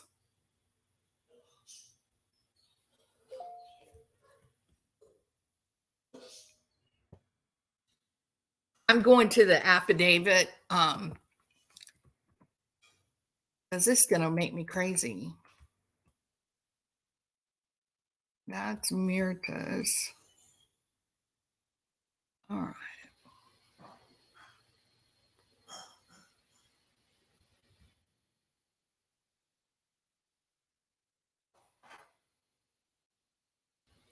Okay, so Guerrero. So Matthew had gone to Preciado's home to sell him marijuana. He told investigators that Matthew pointed a gun at him. He was able to manipulate the weapon, resulting in Soto being shot. And then Guerrero was shot. Investigators said his account did not match the evidence. After the shootings, Christopher is accused of dragging Guerrero on his back to the back seat of his Kia and driving the vehicle to the apartment complex down to the street on Danny K Drive, where the bodies are discovered 5 days later. Police identified Preciado, seen on the surveillance, wiping down the outside of Guerrero's car. There was another person in the truck. When police questioned the Romanos on January 4th, the day after the arrest, she said she did not recall the events from the night of December 21st and said that she was asleep. When police searched the home, Romano's bedroom door was locked. She told police she was the only one with a key. They found the gun they believe was used to shoot Soto and Guerrero hidden in Romano's room. She told officers that the gun was hers and it was given to her by a family member. Affidavit also suggests the surveillance video from the house shows her leaving the home with Ramone on the night. Video footage from later that night show all three returning. Police arrest Romanos on Wednesday. Ramone's bond is $600. Christopher's is 2 million. Okay.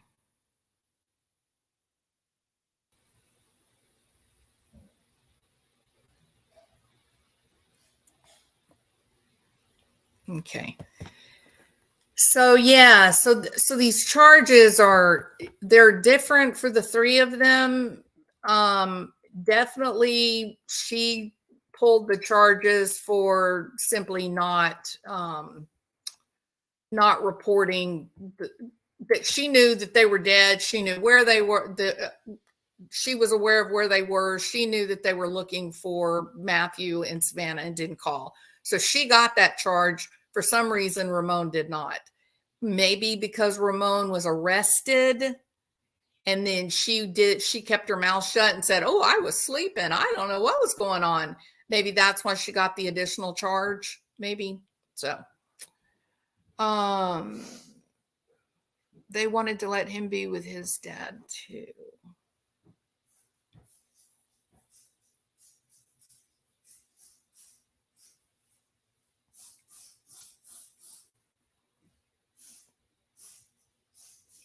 I'm with you, Cupcake.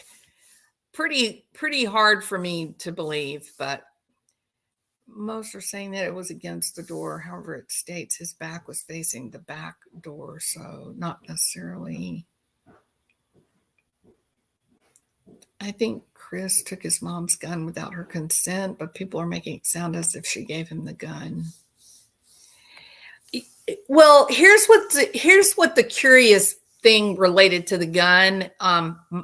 These are only my thoughts. Obviously, I don't have any specialized information about this case specifically that's not available for other people to have.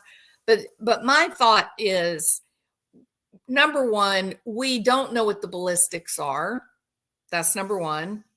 And the information that they found a gun that came out the day of the arrest, but that would not have given that they did not have time to do the ballistics testing to verify that the bullets that fired that were fired by the gun that killed Savannah and Matthew, that it was that gun that was found with Mirta. So we have to wait on that. We don't know that now. The cops, I mean, they're probably looking to see. So it could be one or two things. It could be that Mirta's telling the truth. It was her gun. Family member did give it to her, and somehow or another, Christopher took the gun himself. Number one. What half of the people I hear, half of them seem to believe that it was actually Matthew's gun, and that it will come back that the gun that they've got from Mirta's room, that isn't the gun that killed them. So we don't know the answer to that yet. Does anybody know if the Kia had leather or cloth seats? Oh, I don't know, Brooke. I feel that part or all of his body was in the floor. No, I don't think so, Brooke. I think that you can see his feet up on the seat. I'll tell you, Deb, I believe 100% Mirta was driving that car. I firmly believe that is Mirta. It didn't make sense to me when I saw Christopher coming out. I said, no, that is not the person that stands up and then goes back into the car. No. Plus, think about this. Christopher's fairly large. Do you think he has the ability to pop up and pop right back down in and out of that tiny little car like that? Or would he struggle a little bit to get in the car and out of the car? Whoever that was, they quickly stood up and quickly went right back down. I think it was a female, and she looked small, and she had a ponytail. I think it was Mirta driving the car. Chronicles, we did this already. Old news, we got the facts done. I don't know who Chronicles is. Who is Chronicles? Oh, maybe you were just being a smart aleck? Maybe. But Chronicles, here we go, Chronicles. No, we're not talking about this because we don't know. We're not just now covering the arrest affidavit for Mirta. That's not the point of what we're doing. Chronicles, the point of what we're doing is there was absolutely no new news about the case at all. And so I went back to original reporting, things that happened in the beginning when all this first happened, and arrived upon some curious information from Matthew's family. And we kind of walked through some of that information they said then and how it compares to what we know now. And that's been actually the point of the live. So Chronicles, we're an hour, nearly 2 hours into this. And at this point now, we're just kind of chit-chatting. Chronicles. Okay. So you don't think law enforcement has a very clear version of that video that was tweaked by super technology? I think they know exactly what they're talking about. I'm a firm believer in the cops and the detectives. And I also know there's bad cops and detectives. I don't have, rose-colored glasses, but the majority of law enforcement are the good guys. I believe that. I would be willing to say yes, of course. Maybe they have a better version of it, maybe. But I also know that they are asking people when they noticed the car, and they're questioning people if they noticed an odor. So they seem to be trying to date how long the car was in the parking lot. So Juror 13, that's why we kind of started down this road, is why would they be doing that? That was something I hadn't thought of. They have the video, they have the movements, they know when Mirta and Ramone left the house, they know when they got back with Christopher, they know that Savannah put the address in her phone, they know that Savannah's phone was at the house for 4 minutes and it was 9 minutes till the video camera. They know an awful lot. So why are they going around asking these questions? And then that's when we went back and said, wait a minute, somebody said that they were made to leave in a Cadillac and that the car was gone. So was there something, was there a missing frame of time? The video that we have in front of the camera, but when they drive off and actually park the car, there is no photo of that. So they don't have that information. So that's the point of this conversation.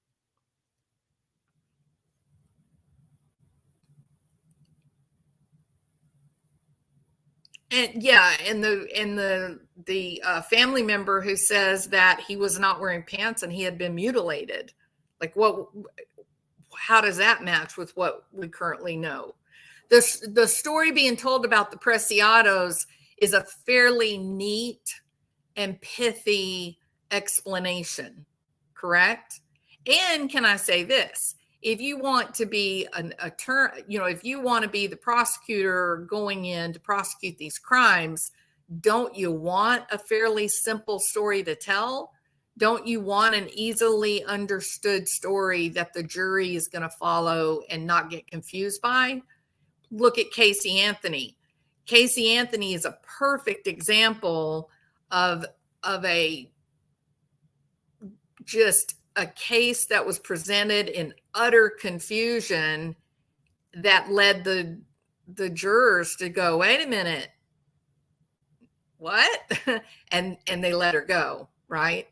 So no, I think if you're law enforcement, if you're prosecutors, I think you want a very simple, direct, straight case, and that's what you want to focus on. I think that's part of what's happening in Kohberger's case in Idaho. There are, I would say, half of the community on this Idaho 4 murders investigation. Half of the community is convinced that Kohberger is a patsy and he's being set up. And the other half is absolutely convinced that he did it and the cops have the right guy. And I think the majority of the evidence that people point at and say, see, this is evidence that Kohberger is innocent, and this was a bunch of dirty cops.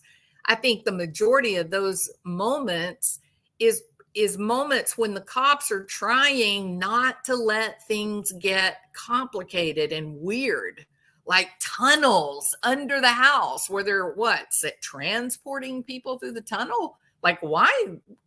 What about if the tunnels are there? So some people, you make these cases confusing enough, you can make anybody look guilty or innocent depending on whatever your goal is. So yes, on the surface, yes, this is a pretty clear-cut case.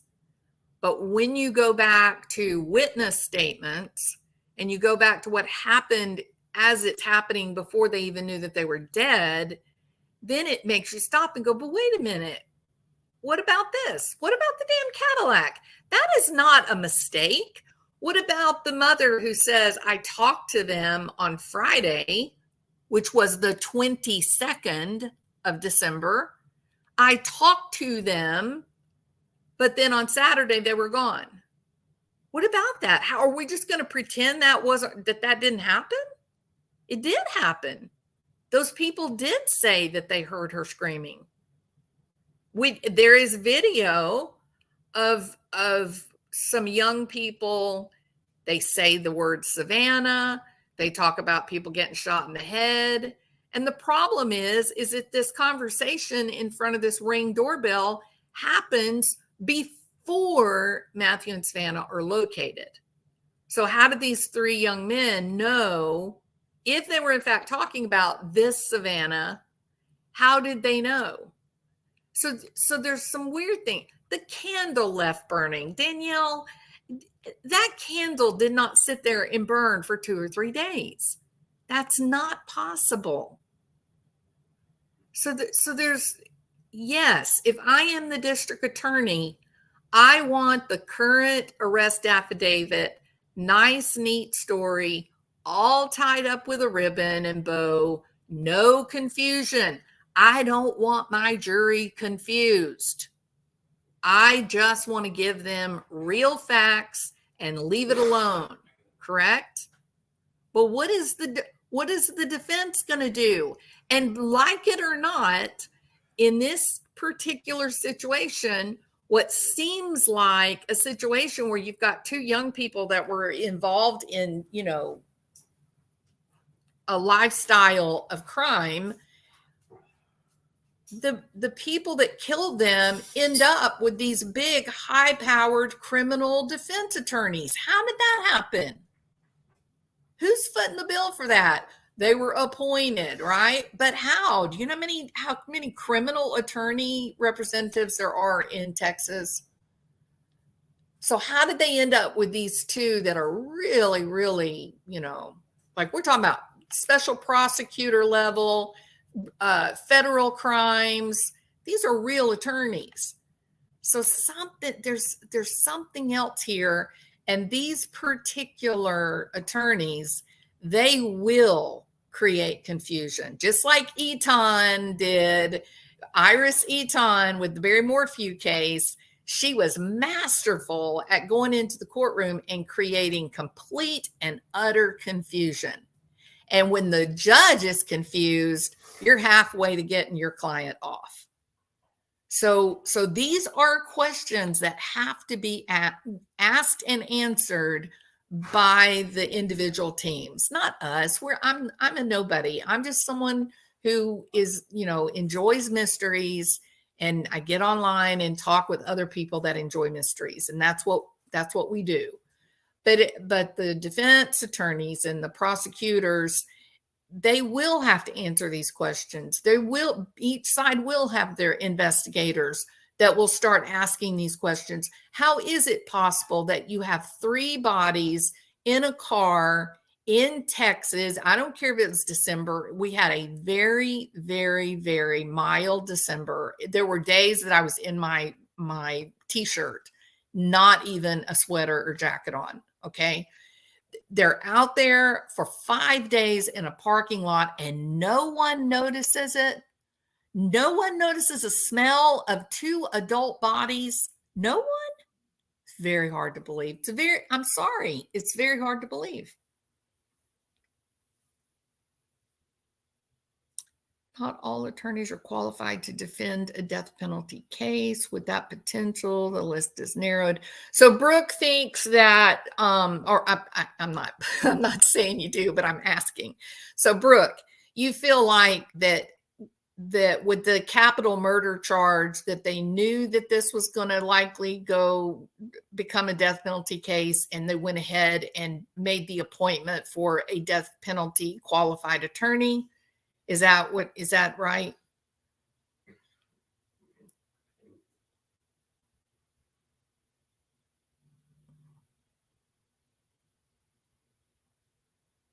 I feel like Christopher will plead out to avoid the death penalty. If it's offered, it's got to be offered first. We don't know if the prosecutors will want to offer. No, it makes sense, Brooke. I will say this too. Look, San Antonio's got a big problem. I'm not going to say that, Bill. Yeah, Ramone and Mirta are not facing death penalty, clearly.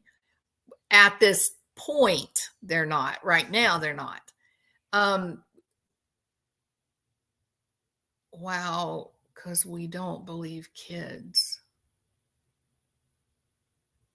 What do you mean we don't believe kids? We should believe kids. They're the ones living it. They're the ones living the reality of, what they see and what they hear, right? His old school message for being a narc, a rat. Yeah.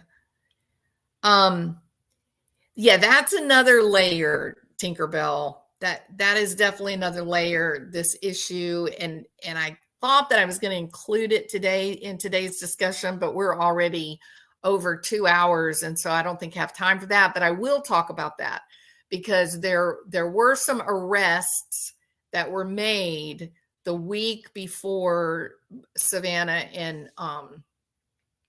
Matthew went missing.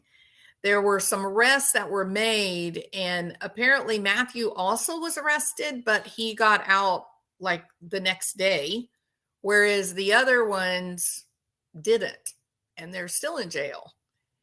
So that's kind of curious. And there are some rumblings of people saying that Matthew snitched on some people. And there was some arrests. So that is a little curious. Maybe a sleuth would figure out if there's a connection to that family and someone with power in the system. Brooke, I don't know about that. I don't know, I have no idea about that. But I wonder, my curiosity is Rivas, right? The guy, Rivas is the guy, Victor Rivas is the guy that killed Savannah's brother in 2022, right? 15-year-old brother gets killed as an act of revenge because Soto's brother stole marijuana or THC cartridges, stole THC cartridges from Victor Rivas. Now, also, let me say this. Soto's mother tried to pay the guy for the stolen cartridges. She tried to go make it right and to stop this, animosity and whatnot. In the long run, Victor Rivas has the little brother, Savannah's little brother, set up, has a girl contact him. She wants to buy marijuana from him. He's 15 years old and he's already doing this. These kids are in deep, y'all. This isn't a little, joint. These are kids are living a terrible lifestyle. Damn well the parents knew what was going on. So the girl calls and tells the 15-year-old Soto, hey, do you have THC cartridges? I want to buy some. He says, sure. And he goes to meet her. She is not there. Instead, Victor Rivas is there. He kills 15-year-old Soto. And that was in 2022. The cops catch Victor. They arrest him. He is standing trial October 2023. Yeah, 2 months before Savannah goes missing. Wrap your head around that. He's in trial October 2023 when four of the Sotos, Savannah's family, when four of them in the middle of the courtroom jump up, rush the witness stand, and proceed to beat the tar out of Victor Rivas in the courtroom. The Sotos were looking for revenge in the same way that Victor Rivas was looking for revenge from his THC cartridges being stolen. And so the Sotos acted against Victor Rivas October 2023, and Savannah shows up missing December the 21st, 22nd, 23rd. Coincidence? No, this is drug gangland culture. And if in fact it is true that Matthew was not wearing his pants and that he had been altered, mutilated, then that message is a message that says something. So it's that, again, all of this is so stereotypical criminal underworld, but then you come up with Christopher and Ramone Preciado. They don't seem to be a part of that lifestyle at all. That's what makes this such a confusing story. It's very confusing. So that was my long way around to get to this point here. And is this, you say, Brooke, well, I wonder if maybe somehow there's a connection between the Preciado's family and people of power. That's not the connection I'm looking for. You want to know what the connection I'm looking for is? Connection I'm looking for is between Preciado and Victor Rivas. That's the connection I'm looking for. It was Christopher acting out revenge for Rivas. They acted like a gang in and of themselves in the courtroom. Absolutely, DB, 100%. The lifestyle is always dangerous. The money is not worth it. Agreed, David, 100% agreed. And you got to remember, Matthew and Savannah were not just saying, hey, if you want some drugs, come contact us. They were showing firearms. There's evidence that he had said that he had acquired 2 guns. He wanted $2,000 for these 2 guns. So was he also selling illegal firearms? So there's a great deal in this story that's way, way bigger than the current arrest affidavit and prosecution of the Preciado families. There's a lot more here. And here's another reality. And The Lab, a YouTube channel called The Lab, he did a really good discussion. I don't know, it's been a couple of weeks ago now. He did a really good discussion on the gang activity in San Antonio. And if you live in the area, then San Antonio's got a huge problem. Look, San Antonio is a beautiful place. I don't want to be just, hating on San Antonio. It's a gorgeous, beautiful place. It's a vacation destination for a lot of people. There's a lot of fun things to do along the river and, things like that. But there is a reality, and it's a growing reality, that there is a terribly violent underworld that has not only just taken hold, but has now become fully ensconced in the area, where you've got entire apartment complexes that are sort of identified as no-go zones by the cops. And the cops say, if it's dark, I'm not going into that particular apartment complex for a reason. We've all seen the video of the kids coming out, or the young people coming out of the apartment, and you can hear the gunshots, boom, boom, boom, boom, boom, boom, boom, boom, boom, boom, and they're all running to go look, and then they run back to go in the apartment. Those are young people that have grown up hearing gunshots. They're not scared anymore. They're just curious. Who's killing who? Who's shooting each other? Who is it this time? So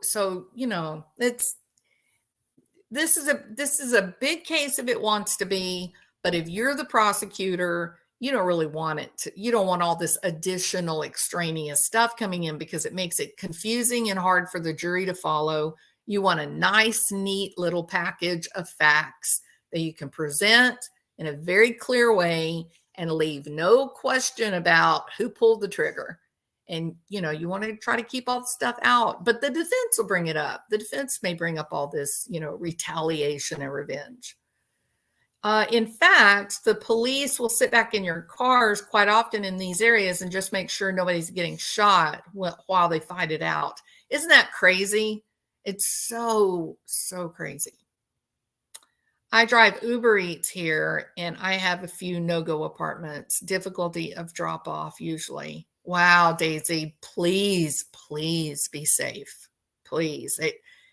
Look, if it's bad, if people in Houston, Texas are talking about how scary San Antonio has become. That's bad, because Houston's got its own problems, right? Houston finest. We have our own problems. Savannah had staples in her face and head after he beat her unconscious and threw her down the stairs, and then kicked her unconscious, cussing and spitting on her. Horrifying. And she goes back, right? She doesn't stick it out. It's just horrible. It's just horrible. Terrifying. She moved away. She got out. The family tried to convince her that she was doing the right thing. They tried to convince her to stay. And in the long run, when it came time for prosecution, I think, if I remember correctly, she would not go and testify, and it all died, and she went back to Matthew. Is that right, H-Town?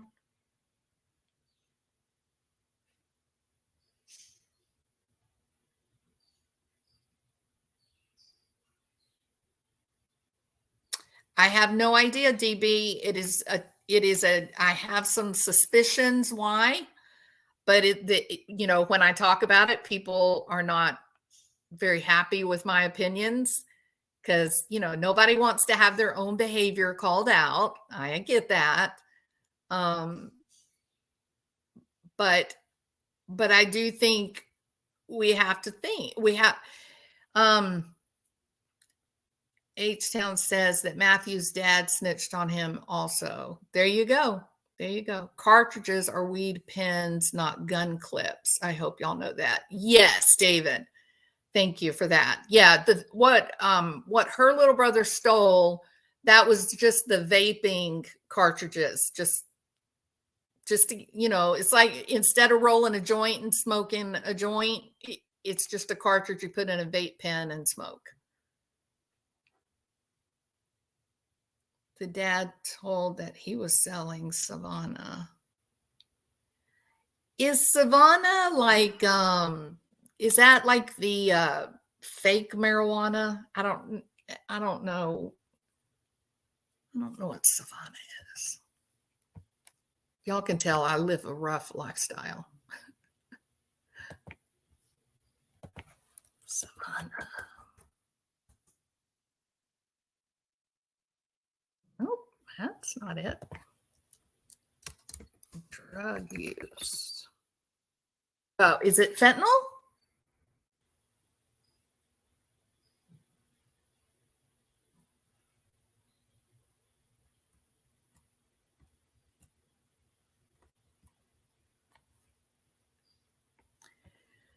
So here is Here is some information. Let me stop that. Mr. William McManus or Chief McManus. I believe this is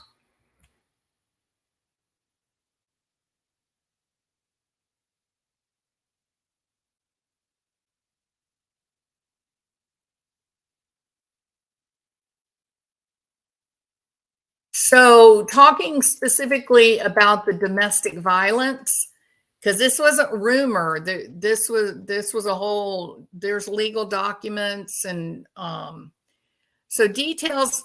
This is from Newsweek. So details have emerged of the complex relationship. Can we just put toxic and abusive, please? The toxic and abusive relationship between Guerrero and Soto. Guerrero was arrested several days after the Christmas Day assault for making in-person contact with Soto.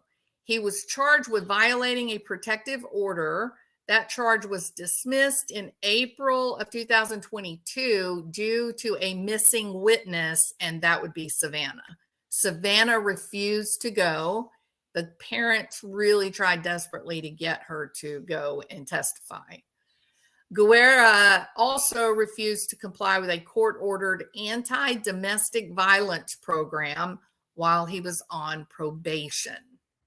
He was later charged with other crimes, including unlawful carry of a weapon, evading arrest in a vehicle, and reckless driving. He was charged with failing to comply with the battering intervention and prevention program the court had ordered him to attend as a result of his Christmas Day assault on Soto. A later probation order issued in June 2023 allowed Guerrero to have contact with Soto so long as it was not harmful or injurious. The probation order banned Guerrero from possessing firearms. The judge also extended the end of Guerrero's probation from June 2024 to February 2025. Maria Medina is the reporter from San Antonio who came up with these documents. It's terrifying. Just so pointless, so much potential loss. It's just sad. Savannah is a type of weed, indica and sativa. One is, it is energetic. One is, for one of those, it's energetic. One of those is calming. Does anyone think it's creepy the baby was on MG's chest?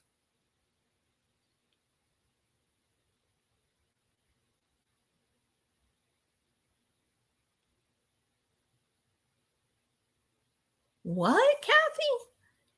Does anyone think it's creepy that the baby was on Matthew's chest during open casket viewing in the back to Savannah for her burial? My God.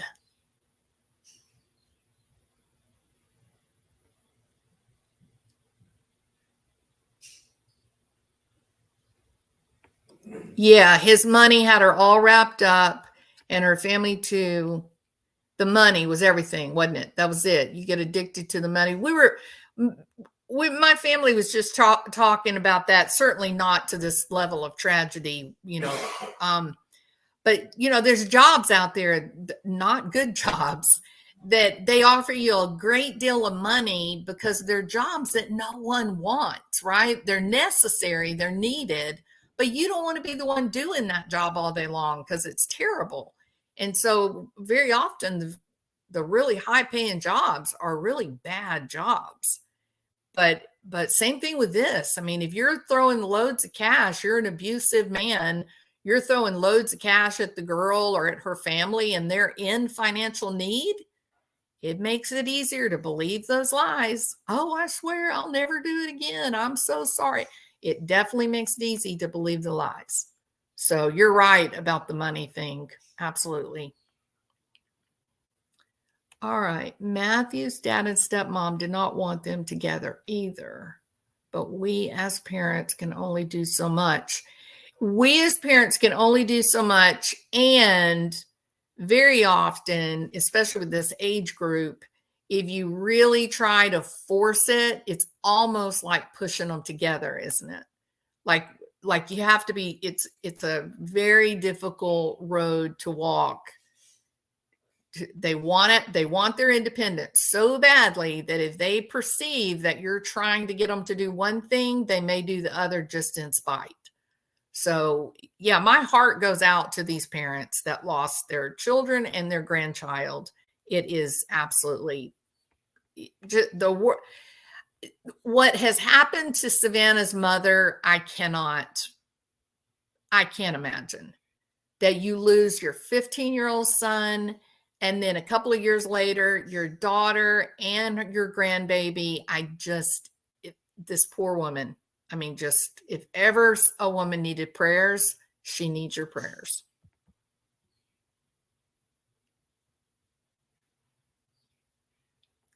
Let's see, David is saying, let's see what David is talking about. Where's David? Cartridges are not weed pens. His dad snitched on him too. Are we beginning to enter? Let's see, not selling. Calling Savannah on the phone, his dad told the cops. Calling Savannah, okay. That's not the whole story. Matthew went to his house earlier that day. He came back at night. 2 instances, not one. Wait a minute, David. So you're saying that that Matthew went to Christopher's house twice on the 21st?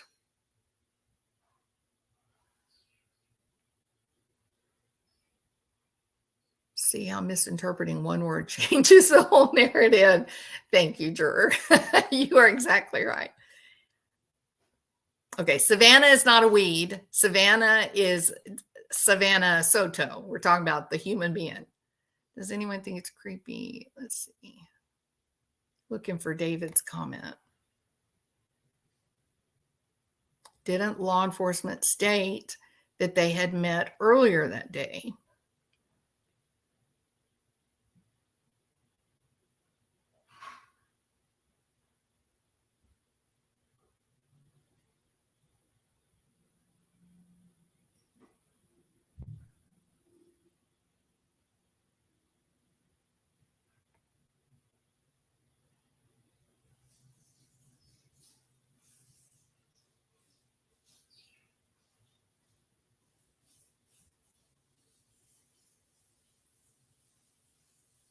His money had everyone scared.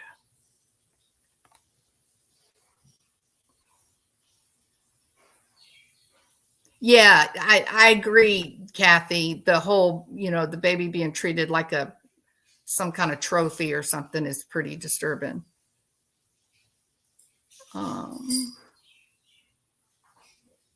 The baby was with Matthew for pictures, but the baby was buried with Savannah, I hope.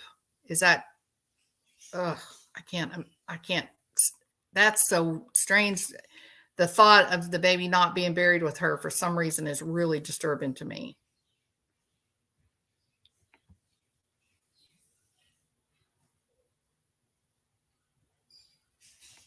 So Matthew was taking care of both families financially.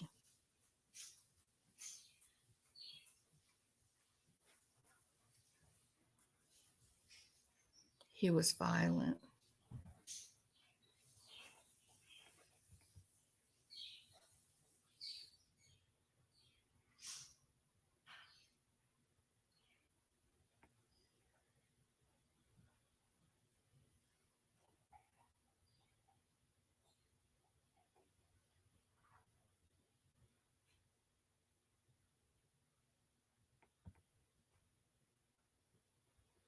Feel sorry for both families. Oh, me too.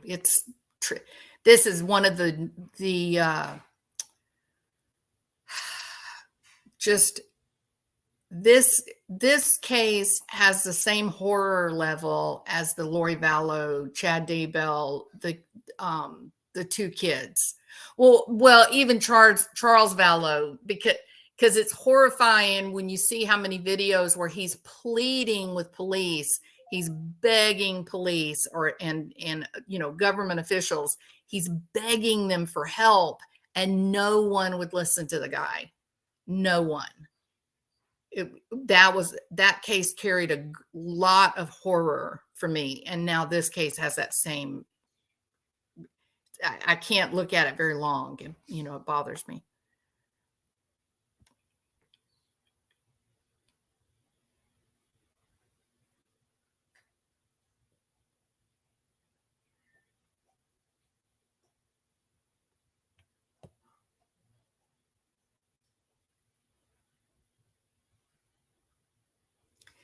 David, that the deal where they tried to pull that Matthew pulled the gun on Christopher, I think that's part of what Christopher said, but it doesn't seem real.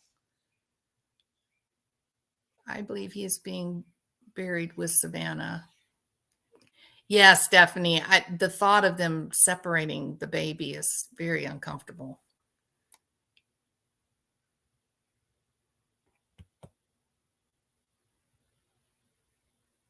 Okay, so Sweet Lorraine, this is important. So Sweet Lorraine says, Savannah stayed with Matthew for more than just love or money. She loved him. It is not easy walking away from an abusive relationship. Her being so young and pregnant made it even harder and confusing. Sweet Lorraine, I stand firmly with your opinion. Absolutely. Pregnancy is difficult anyway, even if you're in like this wonderful relationship with a stable, kind, loving person. No, I think this was a really complicated situation for a lot of people. And I think Savannah was really struggling. So I agree with you, Lorraine. I'm new to chat, but I've watched for a couple of years. Welcome, Figaro. Can anyone give me context? Context for leaving an abusive relationship at any age is not easy. Absolutely, Sweet Lorraine. You have intelligent, well-educated adult women who cannot figure out how to disentangle from an abusive relationship, much less a young woman. No, definitely, I totally agree, Lorraine. I'm doing another session later. Why did he take her on a drug deal? Well, I mean, I think they were together. I think that was their lifestyle. Exactly. Juror 13 said she went on many deals with him. They were a couple. Welcome. Hannah Bell says, welcome, Figaro. It worked. Congratulations. Glad you are here. The baby was buried with Savannah. I can't believe they had him at Matthew's funeral.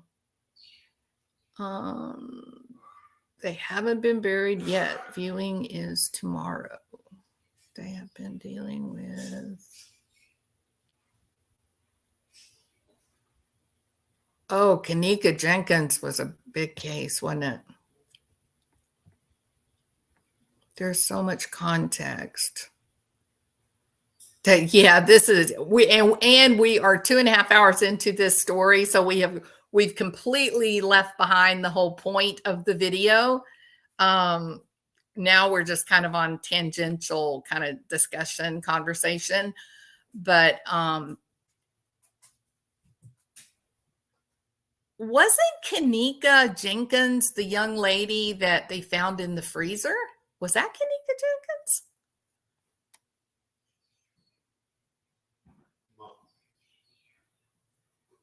Absolutely, Aries. Yeah,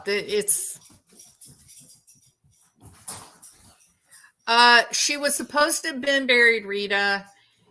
On the day of the funeral, there was an emergency or another devastating issue with the family, and so it had to be postponed.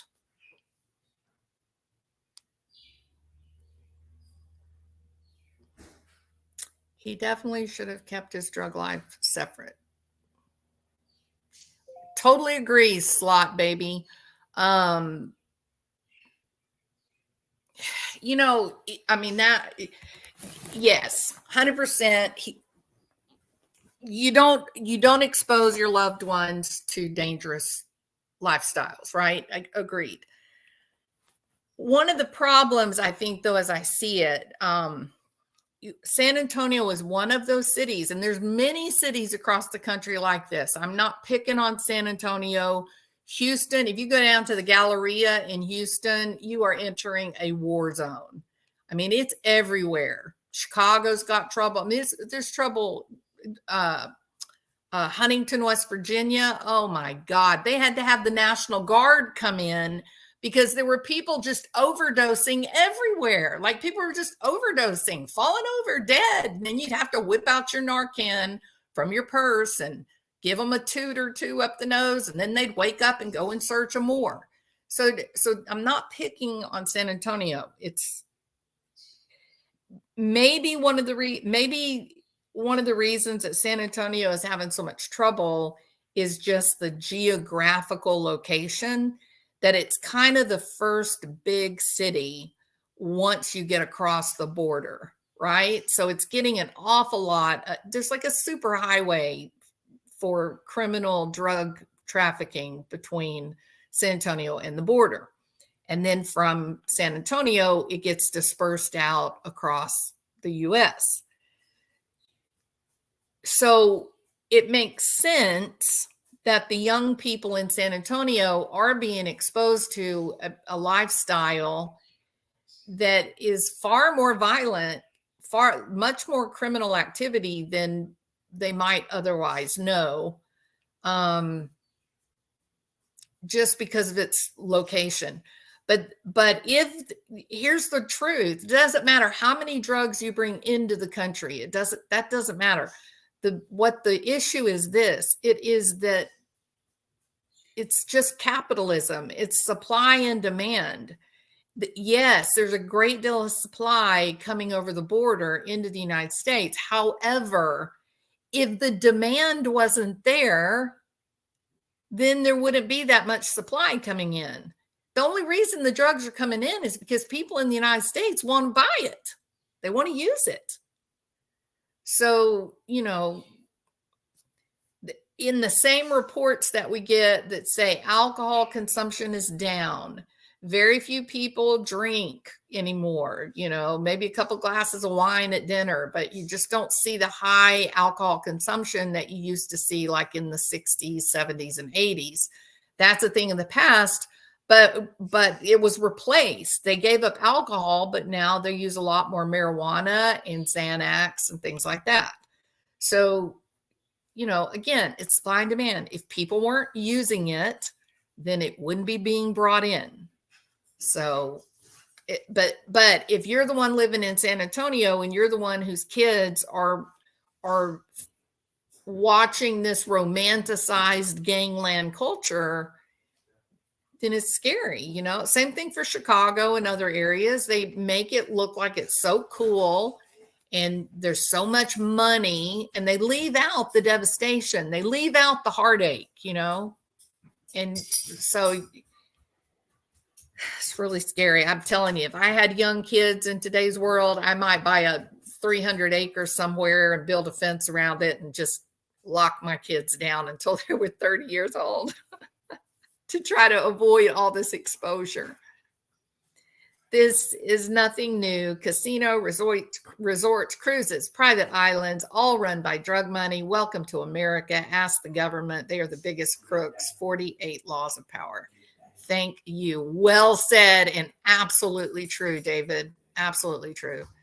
Just learned about the whole crack cocaine thing that started, I think, in the 80s, right? Who brought that into the country? There you go. it's incredible the number of women vested in true crime that are survivors. Absolutely, Juror 13. So many survivors. Americans have an insatiable desire for drugs. I don't know if it's just America. I think just in general, people gravitate. I mean, when in the Wild Wild West, they were sitting around smoking the peace pipe, correct? And if you go down today into the indigenous tribes of South America, Brazil, or whatnot, they're all using psychedelics. No, there's something in the human being, our brains enjoy, alternate experiences, but doesn't mean we should do it. It doesn't mean it's healthy. I was in that fake gang crap. When things go down, they forget you quick. Sure, you absolutely when you get in trouble, then all of your gang friends, they just disappear, don't they? Just poof. Suddenly you're a man of one. He couldn't keep it separate because she was doing it with him, but I would not let my pregnant girlfriend go on deals. She would need to stay home and out of it. Absolutely agree, Slot Bay. Yep.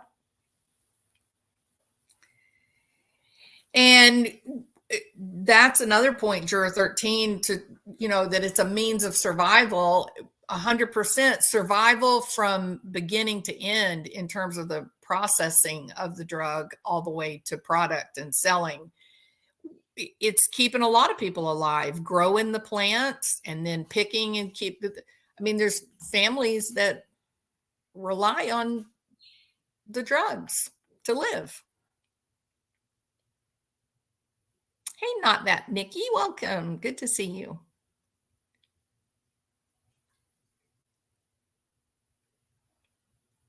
He couldn't keep it separate. Oh, I think I already read that one. I use the oil for pain and anxiety. That was the other thing I said, David. Philippone. One of the things that makes this story, as told in the arrest affidavits, one of the things that makes it so hard to believe is that Christopher would be willing to end the lives of 3 people. And to be fair, not to be salacious or use hyperbole, but even in his mind, if it was 2 people, right? Maybe he wasn't thinking about the fact she was pregnant, but let's just say even 2 people. Why would he take the chance? I mean, he was inheriting a house all on his own, right? I mean, he was for his age, he was being set up to start his adult life in a pretty good way. Why in the world would he kill 2 people when all he had to do was drive 8 or 9 hours to New Mexico and buy as much THC as he wanted? In New Mexico, it is recreational use. You don't have to have a medical card.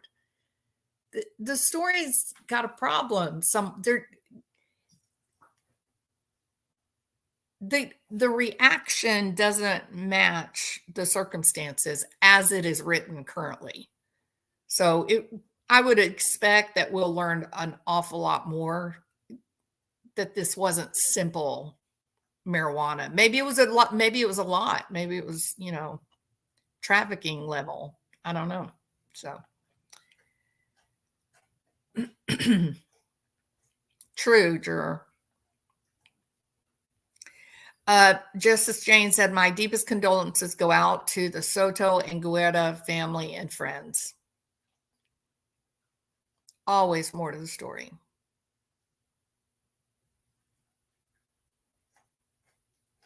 Now, Alma, I don't know that it's a lot of negative stories coming out of nowhere. People live this. There's an awful lot of people in San Antonio. Matthew and Savannah were fairly well known. A lot of their friends are online and coming into these chats and whatnot. And they know things that we don't know. They know things that the cops have not decided were pertinent for, the prosecution of these, cases. But maybe the people that are coming in, maybe they're telling us facts and truth. And yeah, it's bad stories, but if it's reality, then it's worthy of having their story. They should be able to tell their truth. And Alma, I have another bone to pick with you. I'm playing. My question is, where is your forgiving nature when it comes to Charlie Adelson? Mr. Innocent himself, Charlie Adelson. You need to use some of your skepticism with Mr. Adelson. Dr. Adelson. Did MG sell only marijuana, or did he have other things available? There is some question about maybe like some Xanax, some pills. That is also real. Not even 8 or 9 hours. Laredo, Texas is 2 or 3 hours away. Crossover into Mexico from Laredo. Very good point, Shannon. Absolutely. Is Big Ups in here? I hadn't seen Big Ups in a long time. Hi, Pamo. I think Charlie was played by a sister. I think Charlie is completely innocent and was totally set up, not only by Wendy, but by Georgia Kappelman. Big Ups. Where have you been? There are 2 newer trucks in the driveway. One has handicap plates on it. The other was used in the crime. They own 2 homes. What is going on here? That is exactly what I want to know, Big Ups. Yes, 2 trucks. One is a ruby colored, kind of a maroon colored truck. The other one is black. That ruby colored one stays right where it's parked, right where you see it now.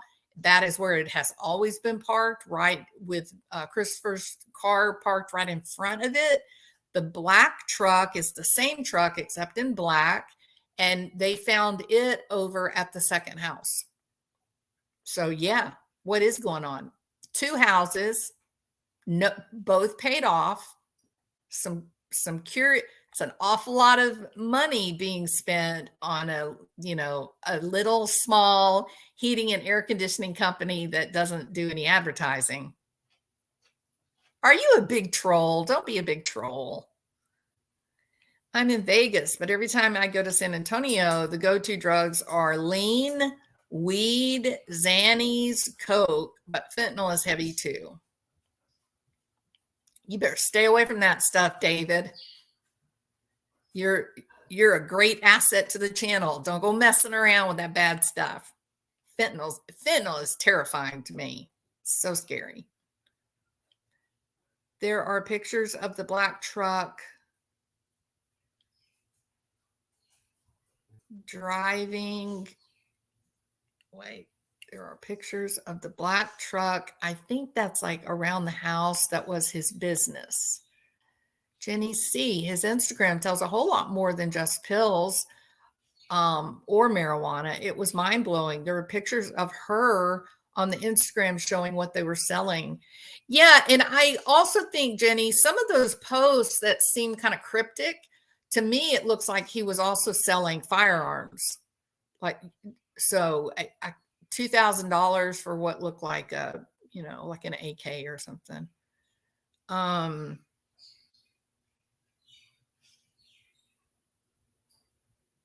The grandpa and grandma left a will and gave Chris a nice house. It is a nice house.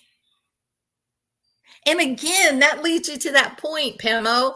Why in the world would this young kid, he inherits a house, that keeps him safe. What in the world made him say, I know, I'll go murder 3 people for a little bit of marijuana? That is just not real. It is all about the machine guns, and that's why Secret Service was involved. Maybe the crazy gun shooting will stop. Yeah, alien dog. I mean, the fact that you said that, there is some posting, there are 2 postings, and it definitely looks like he's selling a machine gun for $2,000. That's what it looks like. But I'm telling you, some of those Ring doorbells from San Antonio where you hear the gunfights, it's like in Iraq. It's amazing. Oh gosh, David Philippone, I'm so sorry. That's a terrifying drug. Check out their HVAC website. It's despicable.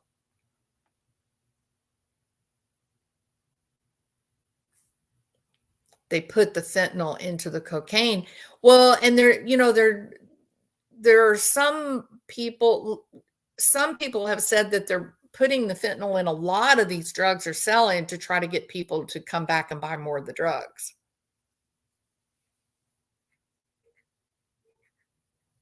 Oh yeah, I appreciate it, Jenny. The cops said that there was an earlier trend. Yeah, somebody said that earlier that they had met up twice that day.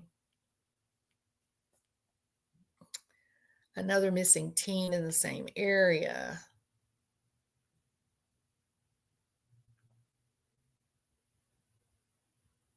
Oh, goodness. That's scary, Stephanie. I'm glad that those are the olden days and not today. Good for you. Well, I mean, they're not intending to kill them, Alma. They're intending to just get them addicted so that they spend more money on drugs.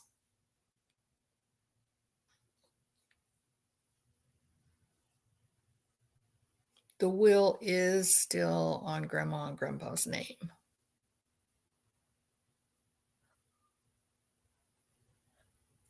Secret Service has a relationship with San Antonio due to previous training.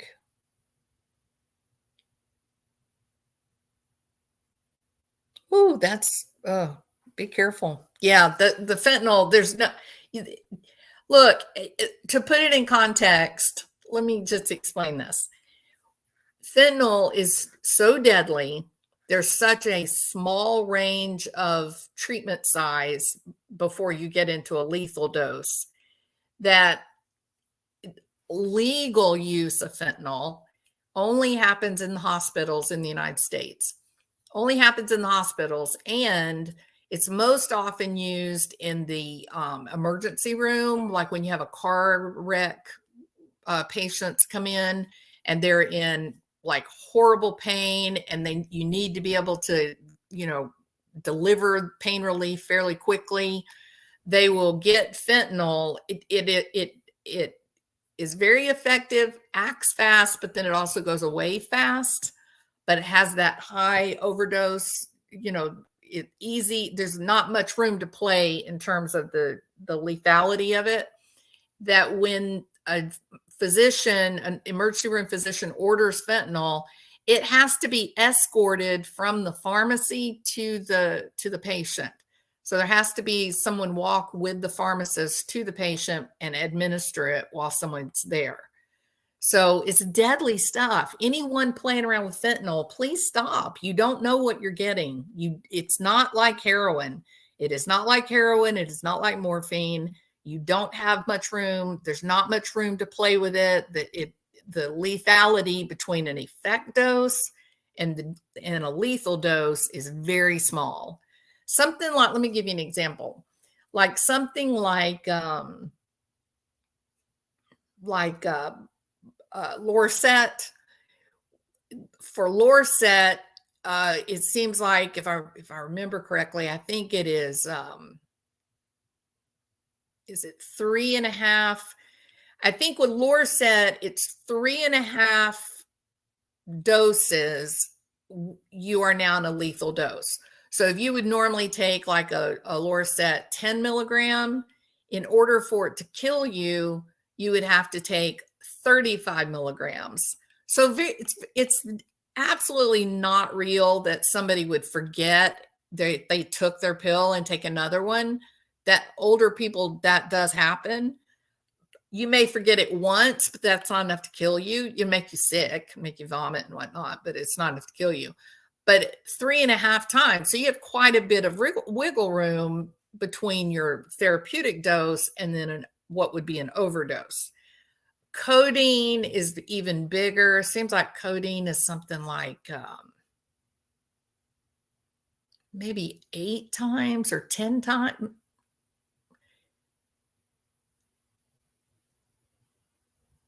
Oh, maybe it's 12.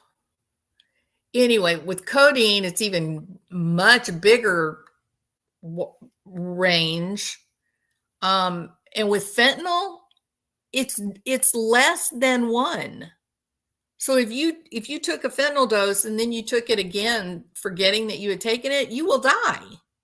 It's a very teeny tiny little, room to play around. So it's not like that. Heroin, you can survive. Morphine, you can survive. But fentanyl, if you ingest fentanyl, you're already dead. How is it addictive? What does it do? Well, so it's a little bit of a boring description. It all has to do with receptors that are in the synapses of the individual neurons. And generally, the body tries to keep the number of receptors equal to whatever the neurotransmitter is, the optimal dose of movement. For example, if you have something like schizophrenia, then you have an excess of dopamine in your system, and you have an excess of dopamine receptors. And so your body, you've got too much dopamine all the time. And so you see things that other people don't see, you hear things that other people don't hear. It's a really unpleasant, horrible illness. In addiction, what happened, the body adjusts. And so we have natural pain endorphins that are natural opiates in our body that make it so that we're physically comfortable.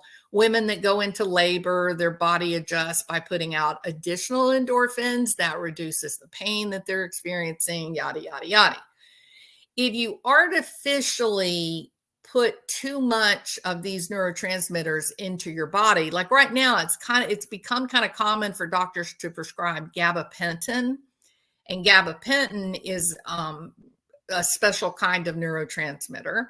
And the problem is that people are taking too much of it, and that is causing the body to grow additional new receptors and so that it can take up all of this GABA or opiates, whatever it is that you're taking.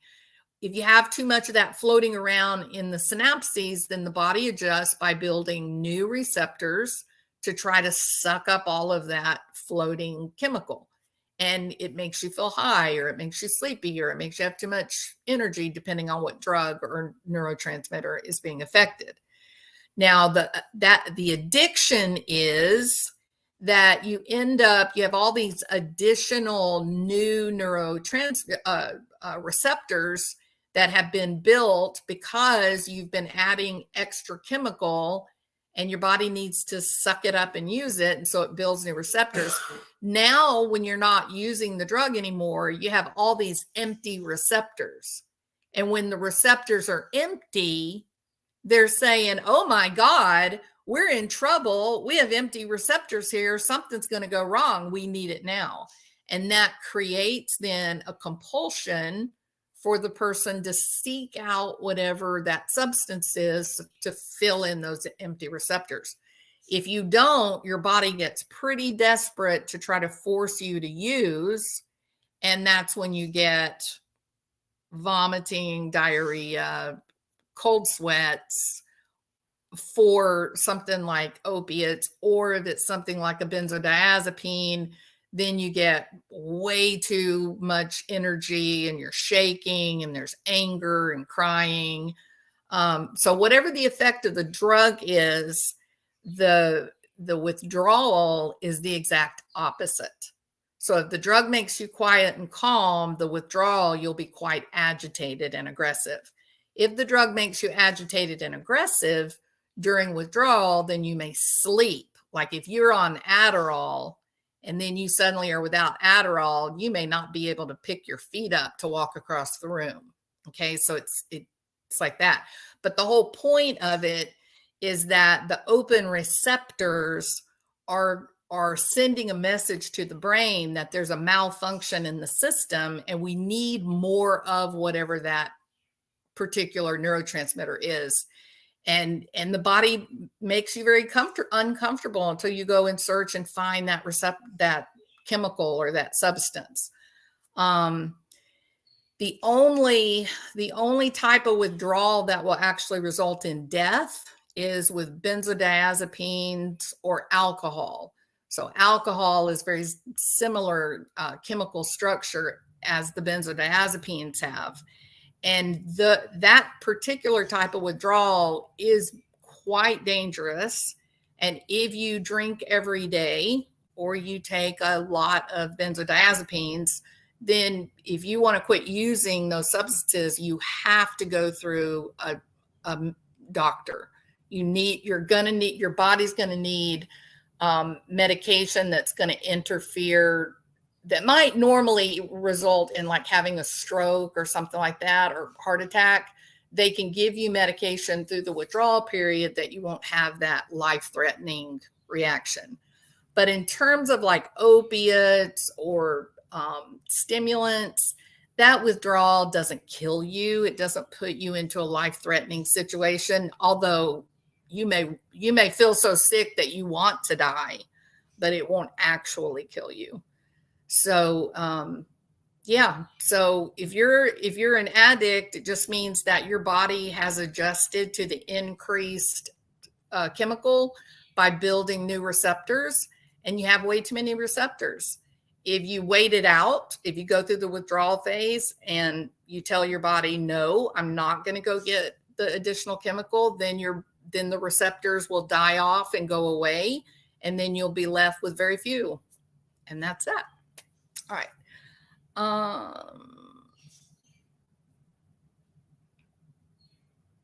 Yeah, clonopin's used for a lot of different things. Even some heart stuff, blood pressure stuff. One of the channels, YouTube, shows the bottle and carriages that people were buying. Wow. It's terrible. That is one of the reasons it's for anxiety and seizures. They use it for some blood pressure issues too, heart stuff. I've seen it in some other situations too, but that could be the seizure part of it. For me, one of the reasons why I really, really wish that they would charge for Fabian is this. I get the political side of it. I get where there are people that say, oh, we better not charge that because, we've got that whole battle royal about abortion and whatnot. And if you treat a fetus like an independent human being, then that causes other problems. So politically, it can get really nasty and ugly. I just like to deal with the humanity of the situation. And the reality is that Fabian was more than a week overdue. Fabian was, in fact, fully viable, completely a baby. If he had been born at the proper time, he would be a week and a half old baby. Okay, so he's a human. He's a baby. There's no wishy-washy, academic discussion. He's simply a baby. And here is the problem. If Ramone or Mirta, if either one of them, if they had responded differently to Christopher, then baby Fabian would be here and would be alive. They had plenty of time from the time that Savannah died, especially the manner in which she died. If they had called an ambulance, that ambulance could have saved Fabian. He could have been born.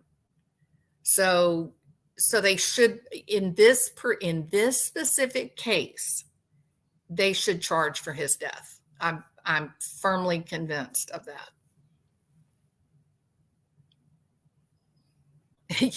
Well, that's true too, Alma. Alma says, as long as the culprit is behind bars for life, I don't care if it's 1 charge or 3 charges. Agreed.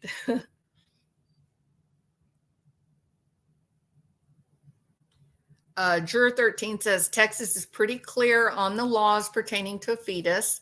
They will be charged by 3 for each count. How long would the fetus have been alive after she was shot? So there's a couple different issues. You have to remember, I guess the main issue is this. So you would have to remember that the baby is getting oxygen through the placenta, correct? So even as because of the way that she was shot, yes, breathing stopped, but there was still oxygen that was available in the placenta and in some of the circulation. So had they been able, had the ambulance, the EMTs, had they been called within minutes, had they been called, they would have started CPR. They would have been giving her artificial oxygen and doing CPR on heart just to keep circulation going, to keep the oxygen going to the baby. And then they would have done a C-section. So yes, big ups. Yes.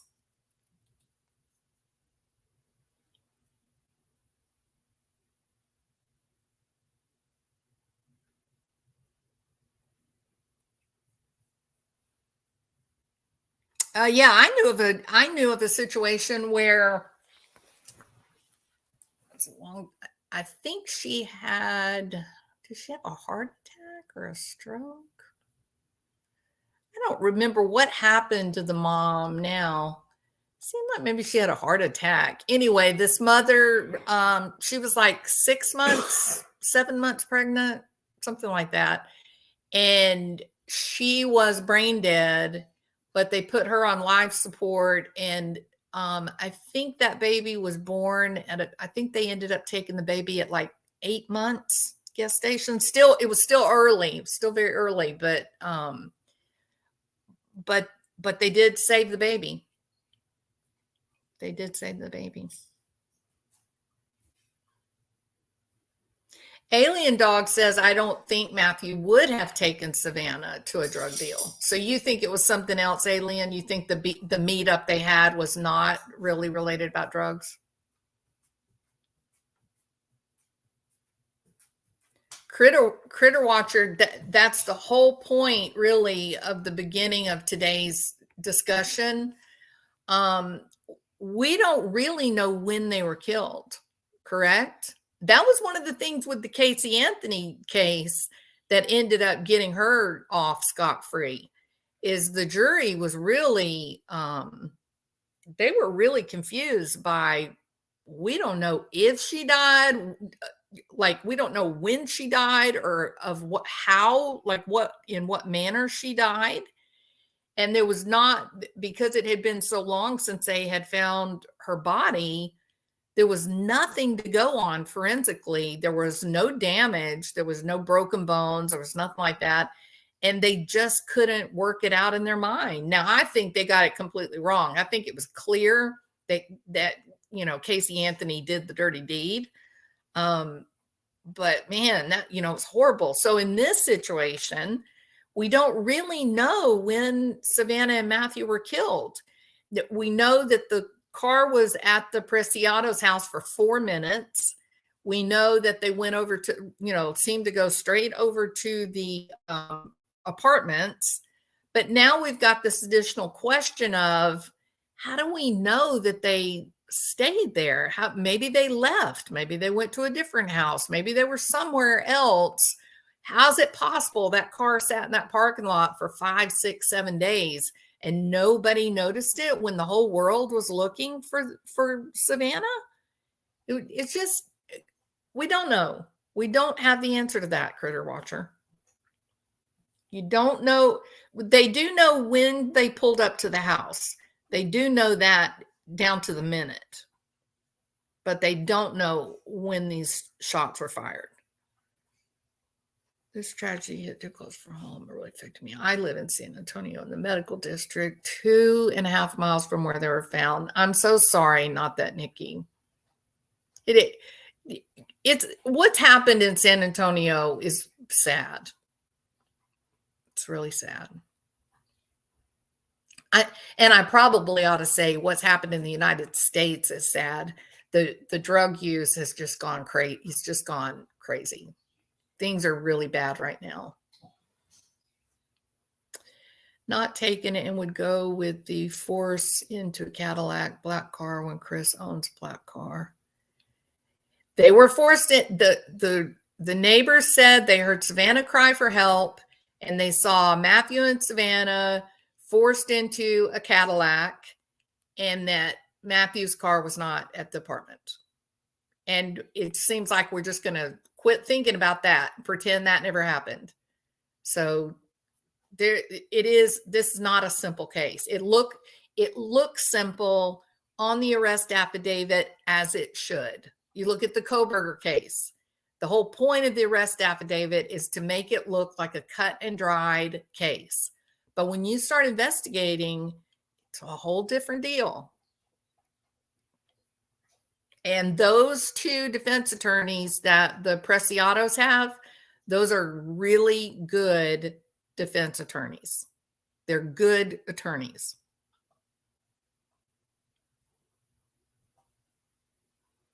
Maybe it wasn't a Cadillac, just a black car. Yeah, I don't know. What was reported was specifically a Cadillac. So I don't know how they knew it was a Cadillac. I don't know what color. I don't know. I don't know if I would say tortured Jimmy Leon. The exact words were, let's see, what did they say? They said he had no pants on and he was mutilated. That's a quote.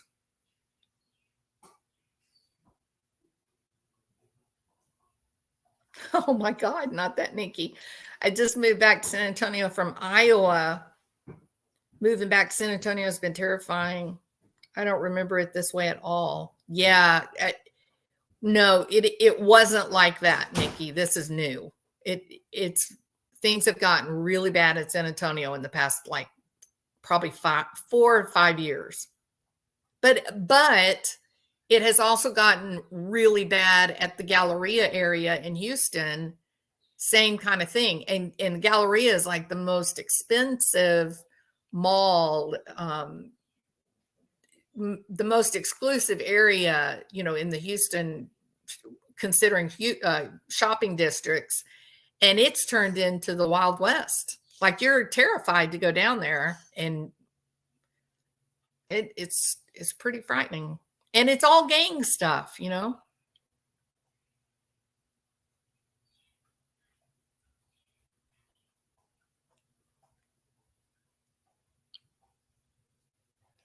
All right, y'all, we have been here for 3 hours. Man, listen, you guys are amazing.